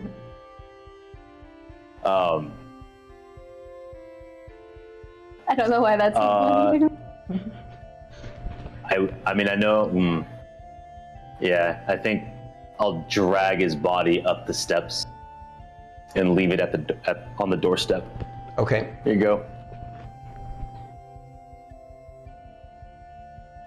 So you drag the Death Knight's body up on the steps, the door. She has detected that it's powerful magics, multiple kinds of powerful magics on the door, and the castle's stone and doors seem to be made of some very impressive kind of stone and metal, and then of course magically reinforced in some way. So it definitely looks like it's going to be, your next kind of challenge to figure out how to get into the castle. If that makes sense. You okay? Yeah. Yeah. What happened? You know how like when you yawn or whatever, and like the tendons in your neck here, they all like ripple and snap? Yeah. Yeah, that just happened. Very painfully. It's like, oh. Ow. I'm okay. I just was not prepared. Okay. Oh. So, Rylar was like, that fight hurt. Oh. It sure did. And Philip says, you guys did so good. You tore them up and stuff. Except you almost died. What the hell were you thinking? You fell off the wall, and Rylar, you got all shot up and killed, and Lorkris, you're going to visit. And what are you doing? You're not supposed to be visiting the lady we off again. But you know what? You guys did it. You guys did it. I'll quit puffing. Philip, I was just telling Weejas I'm sending one. It was the plan all along. Sure. Sure. I just pat on him, and I cast heal on him. I'm just gonna give Shining Shoes just a little errant like kick nudge, like yeah, just send him over there. Lazily, like You cast the heal spell on him? Yeah. Well, because we're about to go rest now, right? Yeah, I mean, if that's what you're gonna do, she's sure. casting heal on Lorkris. I mean, you haven't even said that out loud. I mean, I guess your character thinks and feels that, so okay. No, she just said. We're gonna go rest now, right? Oh, you role played that. Okay. Yeah. I missed it. I apologize. Okay. Yeah, she says she's why patting would you him as cast heal she's if we're doing gonna that. go? She's casting the heal spell on him. No, I get that. Yeah. Oh, I see. 70 hit points. Oh, jeez. Okay. Don't know why. Well, So because 90 No, I and know. 70 is 160, so he's almost back to full already. I am at full. Oh, you are at? I 70. thought you were at 162 was full for you. 159. Oh, there you okay. go. Never You're mind full then. now. So yeah, you're back to full. Rylar's Yeah. still down pretty low. He's got 51 out of 149.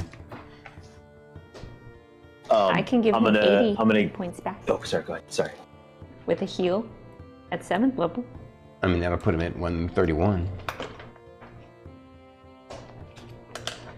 I'm gonna give Guar the last 10 of my lay on hands, and be like, that was well done. Good Yeah. boy. Yeah. Good boy. Want to do that again? Rylar's like, was that fun? oh, wait, you say that to Guar? To Guar. To Guar, yeah. Like He looks at and- you like, are you crazy? He's like,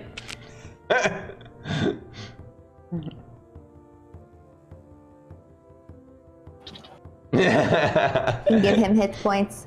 Yeah. Miss Ray, you're gonna make the tavern now, right? We're gonna go rest now. I'm kidding. And then afterwards, Guar, he looks like he's joking with you, and he licks you on your face and jumps on you, and it's like that was, you could tell he was excited. It was fun.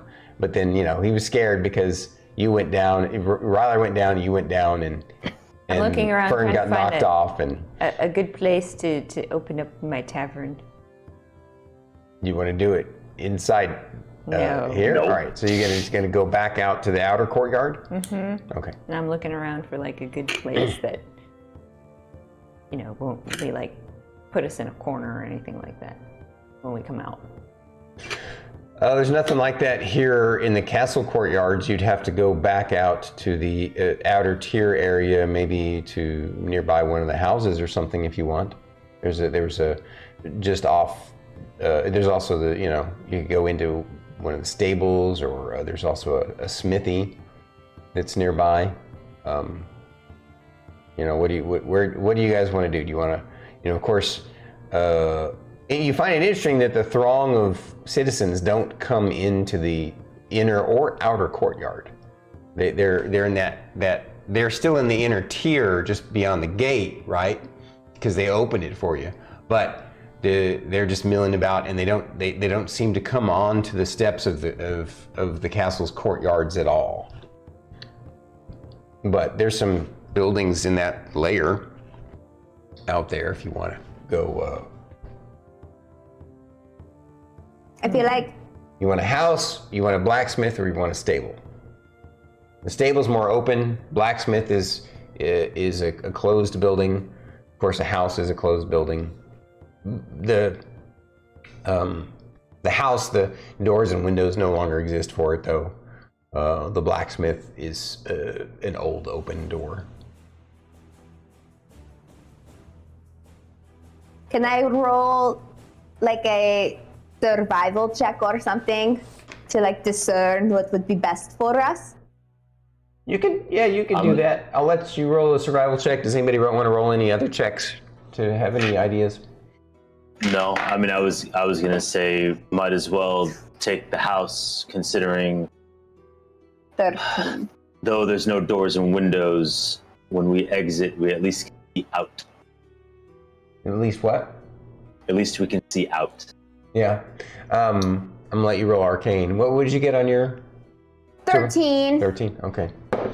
I rolled a 2. 27 for arcane. The one thing you realize now, after being in this inner courtyard, seeing the walls and doors that are covered with magic, and then knowing about the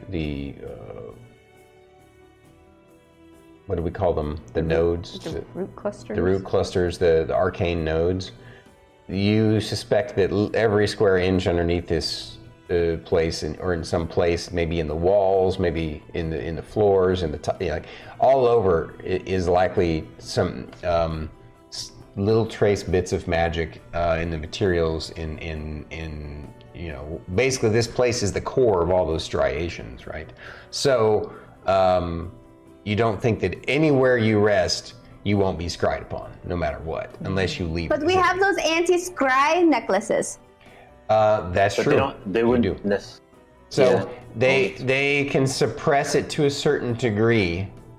If But you were they out can in the pinpoint field, us because they can't scry on us. So they're like, okay, we know where can't Yeah, look. That's so- where they probably are. yeah, exactly. So if you were out in the field, they couldn't scry on you by choosing you, right? But because they can literally, it's almost like they have cameras in every square inch of the city. Ooh, Yeah, CCTV it's everywhere. 100% the exact opposite. I can see, I know where they are because I can't see. Yeah. Exactly. I know exactly Makes where they are sense. because I can't see them. Yeah. And Yeah. even still, then, like if they're not scrying on you, right? If they just, I mean, you got to look at it this way. You know, your character being super wise about arcane now. I mean, all of you can kind of suss it out because you're all, have come a long way. You get the sense that it's like you guys would be basically blank spots that are in the shape of your characters in the space of the city. And so when you open up your gateway to your mystical tavern, right, they will see it for sure. And they will know the difference between it being a teleportation spell and this pocket dimension. So it's up to you if you want to risk it or not. They will know? From what it looks like, yeah, they will know. You're confident they will know. From what it looks like, they've turtled up, and this was their last line of outer defense. Now, you do know, based upon what you fought out in the field, that there's likely to be one, maybe two more teams. Bone claws? Oh, Yeah. teams. Gotcha. Right? Where you had a mastermind, Deathlocks, and Bone Claws. At least one, maybe two more. We didn't see them. I Yeah. don't feel comfortable opening the tavern in the city limits. That makes sense. So, going to eat? Yes. I wonder, I have a question, you guys. I want you guys to answer. I have a question. So, I was kind of thinking, because the idea of these root cluster stuff inspired me to be able to teleport through the root clusters and stuff. Do you think I could try to do you think we could try to what if we could teleport into the castle that way? If we could try to focus our energies on that. Do you think that's a possibility?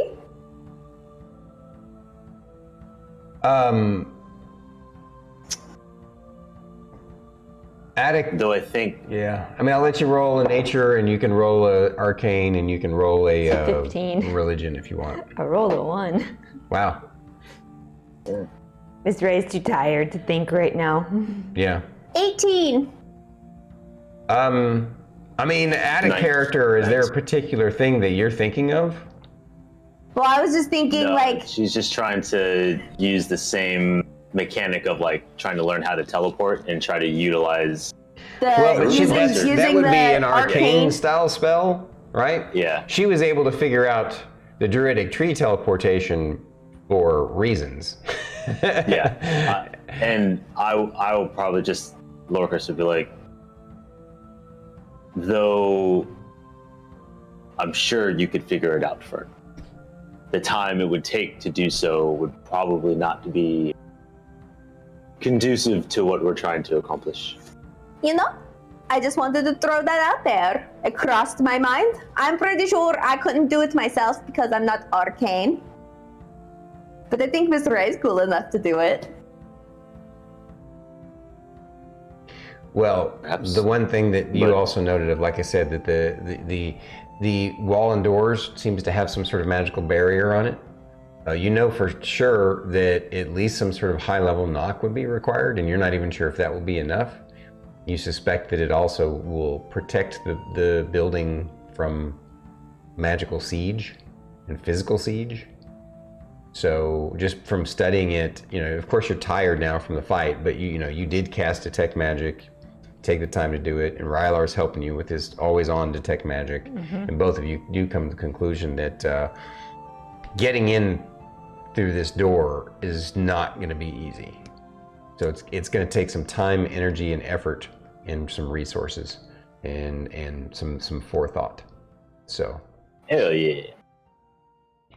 All right, so we're outside the city limits. Does my character start to feel comfortable to open up the tavern? Well, based upon the hypothesis that you have from your great rolling, you think that, how I told you that there's basically a permanent kind of swirling black cloud above the city and slightly around the city for about a mile radius outside of the city. Mm-hmm. It basically makes it perpetually dark. Mm-hmm. Yeah. So we'd have to go outside of that. Yeah, or at least back to that area where you guys used it before, which is around by the aqueduct. Okay. Or you could risk using it in the city, or come up with some sort of. I know I have a pocket dimension. Yeah. I mean, we're going. I'm down to go back to the aqueduct if you want to do that. I don't want them to know either. okay. Rylar obviously is going to do whatever you guys want. Same thing, What Philip. do you think, Lorkris? What do you think? I think it's smart. Okay. Let's go! Okay. So the throng of people beg you to stay and save them, and they look dejected and depressed, like you've abandoned them. We shall We're return. not. Do you say anything to them, Lorkris, as you're passing through them, and they seem destitute and heartbroken?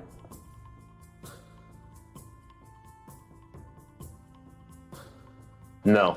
Okay. Fair enough. Furnace. In Lorkris, in my mind, their lack of want to fight for themselves and have Put someone them- else do it doesn't deserve an acknowledgement of "I'll be back. I am taking this back. I've made a statement." Yeah. Plus, it also they obviously put themselves in this position by not stopping their leadership from going this far. Yeah. I will note there is still a look of like disappointment and like I know I'm leaving. I'm not completely heartless, but it doesn't merit a vocal response. Gotcha. Fair enough. Just to like. Fern's just like, we'll be back. It's gonna be fine. You guys are fine. It's Right on. fine. All right. It's cool, you guys. All right. So you guys take a few hours to make your way back around to the other side of the city, and then outside the city, and then over to the aqueduct to make camp Yeah. once again. Mm-hmm. And that is where we will. It's a little bit early, but that's okay. We can chat with folks. This is where we'll stop the session for tonight. Oh, go ahead. You had something you Yeah, want to. I'll say the one last thing that I would like to do before, because I imagine as we end, we're stepping into your magical tavern. Yep. Or yeah. I will open before up we the tavern. go into that. What was that? I said I'll open up the tavern and I'll be the last one to go in. That way I make sure everybody gets in. Mm-hmm. Yeah. Before you start that process, I would imagine it'd be as we're closer to the aqueduct and maybe not quite just there, but like we're walking up on it. I'm going to pull out the sending stone. And it's Jocko who has the sending stone, correct? Yeah.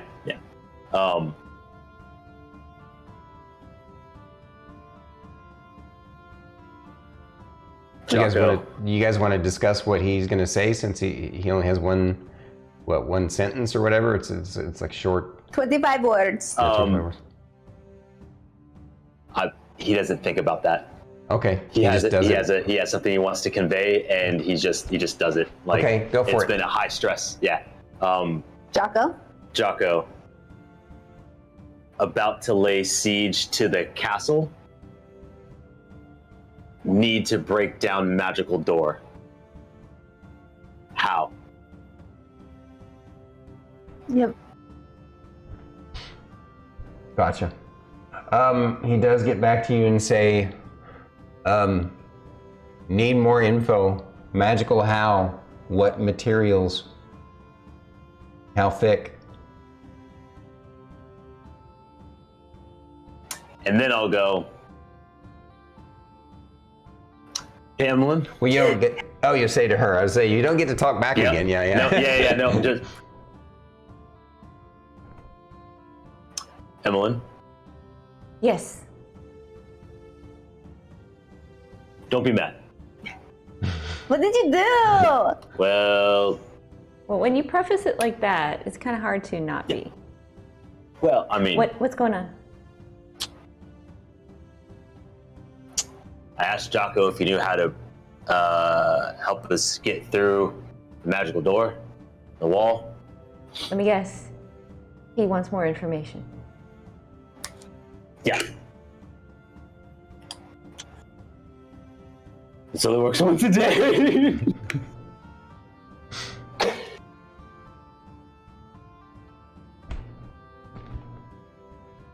Don't be mad. You see Philip eye palm.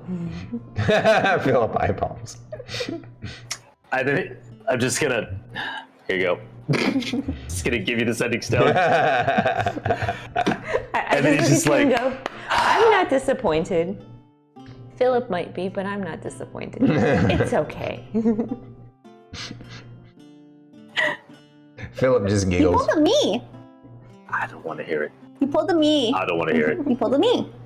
You hang out with me too much. Gwar is wagging his tail and seems thrilled by this hilarious exchange. I finish opening up the tavern. I'm like, all right, children, let's go. While you're in Correct. there that night, you all rest very peacefully. Like, actually, even Fern falls into a deep sleep, a deep slumber. The strange thing is that you don't remember your dream, okay? None at all. Like, you dream, you remember that you dreamed, but it was just like a normal, natural kind of dreaming. Very deep, wonderful, like you wake up feeling refreshed. And on top of the fact that you wake up extra invigorated and extra powerful, as in you will be leveling up, you also find, so that night you all were just kind of talking and eating and relaxing in front of the fire and stuff, right? And like Fern didn't even make it back to her bedroom. She kind of fell asleep on the fire, by the fire, not on the fire, but by the fireplace. And she wakes up that morning and finds Gwar has laid his head on her. He basically, of course, he went to bed first with Lorkris, and sometime in the middle of the night he came out and laid down with her. And Lorkris would have known because Lorkris has taken a habit of like resting up against him. right. Seeing what he does and just nod approval. I just scratch his nose. And yeah, you all will level up. So we'll do the level up before we start next week. Or can we do it now? No, we're gonna wrap up in about 4 minutes. Wrap up. We'll do that later. We can do it off. We can do it off screen though.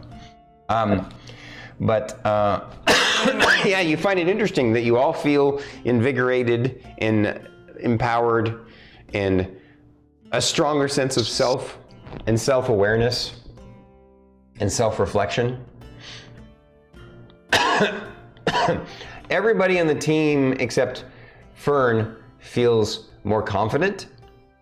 Fern feels more humble. Because confidence is not her issue. not her Overconfidence problem. is her issue. But she's a little bit more self-reflective now, and it has been showing in your role playing, and I want to acknowledge it. So even though you still sometimes act overconfident, I think it's also partly your character has become self-aware enough to know that some of it is sort of for comedic effect for the team, and so You know, it has to be funny sometimes. It's her way of trying to cast druidic inspiration. Druidic exactly inspiration! druidic inspiration. Do any Yeah. trying to be positive. Yep. So I'll say though, you all Pick have that up from Emillynn. Yeah, right, exactly. So you all have a chat and have a conversation in the morning over breakfast about the fact that you all slept so restfully, and even Fern actually slept and had dreams, but you don't remember them. They didn't seem like they were like, special or prophetic or anything. It's like, oh wow, wonder why. Is it because we were here in an extra dimension? You don't know. You don't know. It just was the way it was. And yeah, so that'll put you guys at level 16, right? Mm-hmm. Yep. I believe that's We're a finally feat. at the level that Steel Dawn was when we whooped their ass. That's right. Yep. Ability score improvement or a feat. Yeah, I believe that's an ability score improvement or a feat. On top of the stuff for your For some level. of us. By the way, you guys remembered that at level, so it's level 4, 8, 12, and 16. You guys remembered it at level 12, right? When you did your level ups. I mean, you guys use... Yeah, ours, there's no, okay. yeah. Tater Lord! Sup, Spud? So happy you were here with us, sir. Oh.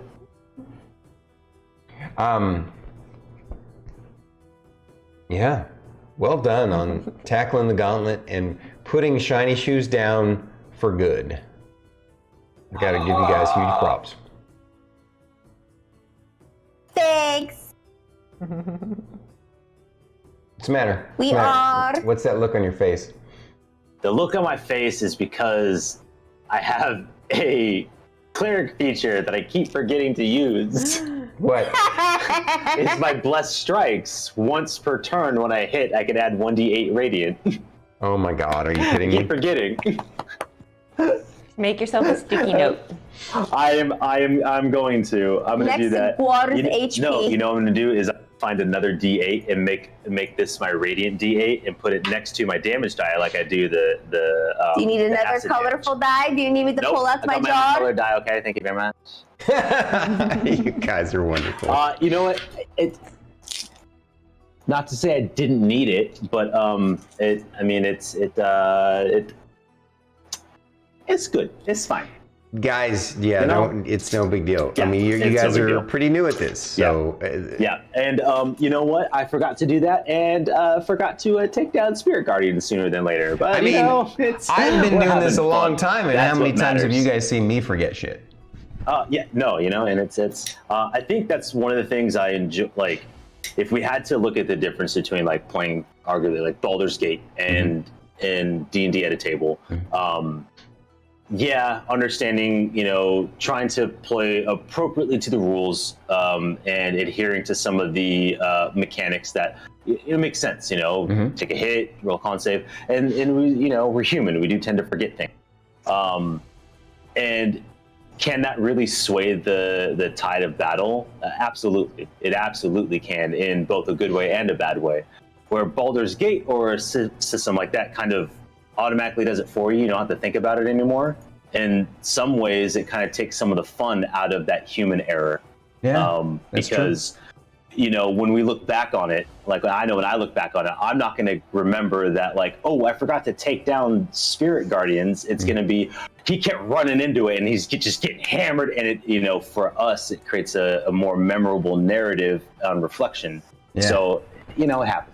Agreed. And it's cool. It's cool. It's the name of the game, baby. It is. I do have to say, I, good as a scrub. player who was coming into this second session for this fight, going, I have no idea how we're going to pull this out. I was just intending for the best to see if we all survived. And then, bam, Druid comes out with Feeble Mind. I was like, she has that spell. Is it actually gonna work? Hey, listen. She wanted to have Vicious Mockery so bad. She just upscaled it. Yeah. Yeah. I mean, not gonna lie. Yeah, what are your player Thanks. thoughts? My player. Yeah. Yeah, what were you about to say? Oh, I was gonna say in a similar context, like I have banishment prepared. It makes sense with all this dimensional stuff, and I'm like, should I? I know how it works when we when they're not from this plane. As a player, I don't know if Lorkris would really understand how that works. It's like, you just go away. Can you imagine? I'm sending you to Weejoss. You meet here momentarily and see if you like it there, because you might stay. Because you're going to stay there. This is your new So home. like I've been, there was a moment where I'm like, when I went down, instead of like popping up and swinging, I'm like, do I just catch banishment? Like panic and go, no, you go there, not me. And I'm like, no, it's not right yet. But Well, I'm he like, only had doesn't- 23 hit points at that point, so yeah, that would have been a waste. Yeah, but I understand. But I don't know that. He already looks dead. True. So, but yeah, no, I'm just like, ooh, which we need to do. But yeah, no. Player thoughts. I mean, I knew it was a possibility for Fern to cast Feeble Mind, and I know that she's been wanting to, Druid has been wanting to cast Feeble Mind since the level before she was able to take it, like, definitively. Like, knowing I have access to this, I want to do it. So bad. And it just so happens that all of the appropriate narrative choices that were made has prevented her from casting Feeble Mind. So I knew that if she had the chance, she's going to take it. I didn't expect it to be as early in the combat as it was. That's what, and she's like, shit, I'm like, just do it. Like, you want to. Like, that was no real coercion. That was just like, yeah, I mean, you've been waiting for it. Your timing was impeccable, and so was yours for using your Hand of Fate ability. Very good stuff. Yeah. The dice were like, he's gonna miss it by just one. Yep. Of all numbers to roll. Holy shit. Yeah. Yeah, that's good. Very good. Yeah, no. That was fun. That was rough. I mean, dude, still hit like a truck though. Probably one of the most hard-hitting single attack rounds for just pure melee. Yeah. Like, the Fomorians. Imagine if he had. Sorry, go ahead. Imagine. I was gonna say, just imagine if he had access to his magic. Yeah, that's what I was gonna say. Like, not only I mean, he was still a tough hit. I mean, the His fact magic that and his legendary he had actions. an intelligence. Yeah. He took out his legendary none of actions, which those. is the big part. The Fomorian's no slouch either. It had has a small chance to recharge its evil eye. Every turn I roll, and if I roll a 6 on a d6, it recharges the eye. And the eye itself does 8d8 psychic damage. So it's no joke. That hurts. Yeah. I mean, that's what messed up Rylar real bad, so. Druid. Yeah. Your player thoughts. It was one of those things, like, it's rough wanting to choose to do your highest, biggest spell so early in combat. And it's one of those things where I was just like,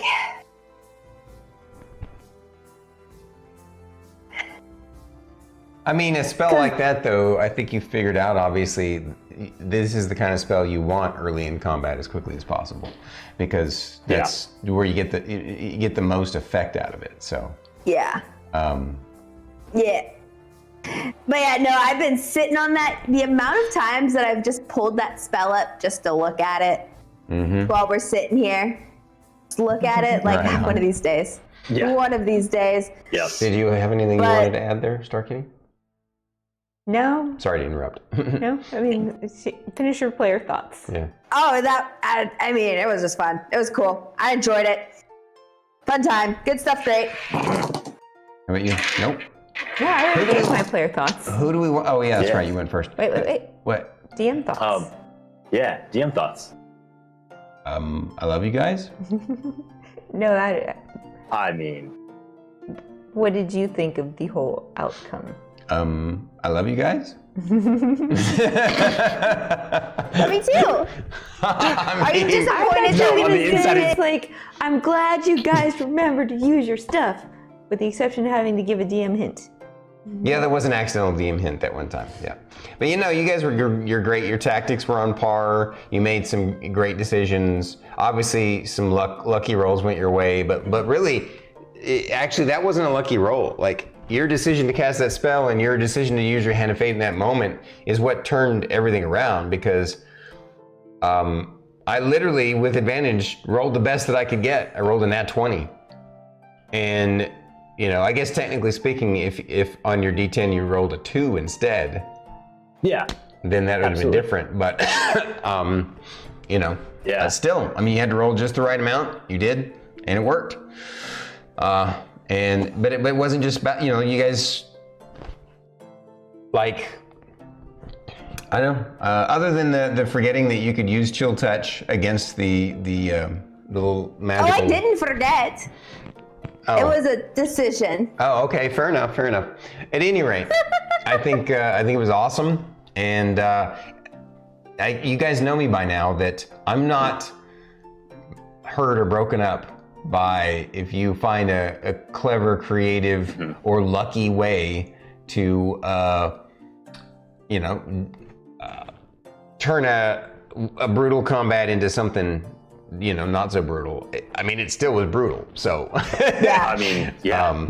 So I thought that, I mean, every time that that's why I said I love you guys, because I just, every time I play with you guys, I feel so fortunate to be able to play with you, and you guys are just amazing. So, in every way, personally, role playing, tactics, strategies, working together as a team, all of those things just comes together.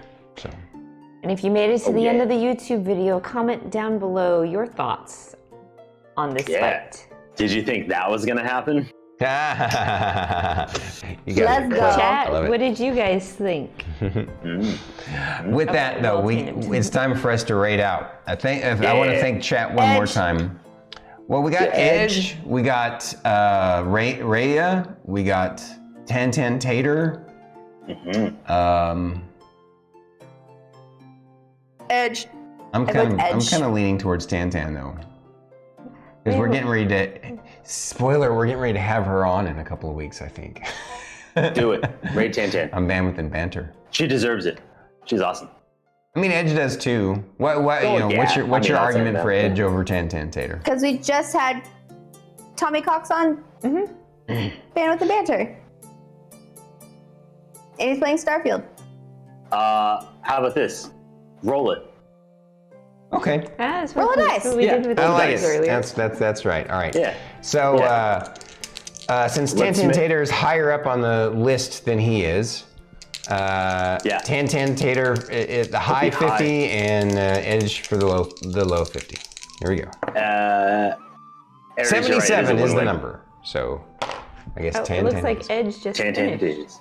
Oh, he did. Edge just finished. Well, I guess that decided it for us. Well, there we go. Hopefully he's not rating us. You should open up Tan's stream. Yeah, to make sure. Just to make sure she's not finishing up either. Yeah. Wow, she's been going for almost 7 hours. All right, let's do it real quick, guys. All right, everybody. Thank you all for joining us. For all the raids, the subs, the follows. Appreciate you all. Thank you so much. Check us out. Check our links out. Do all the things. You're the best, guys. Love you. We're gonna Thank you for being here. Raid we go. Raid channel.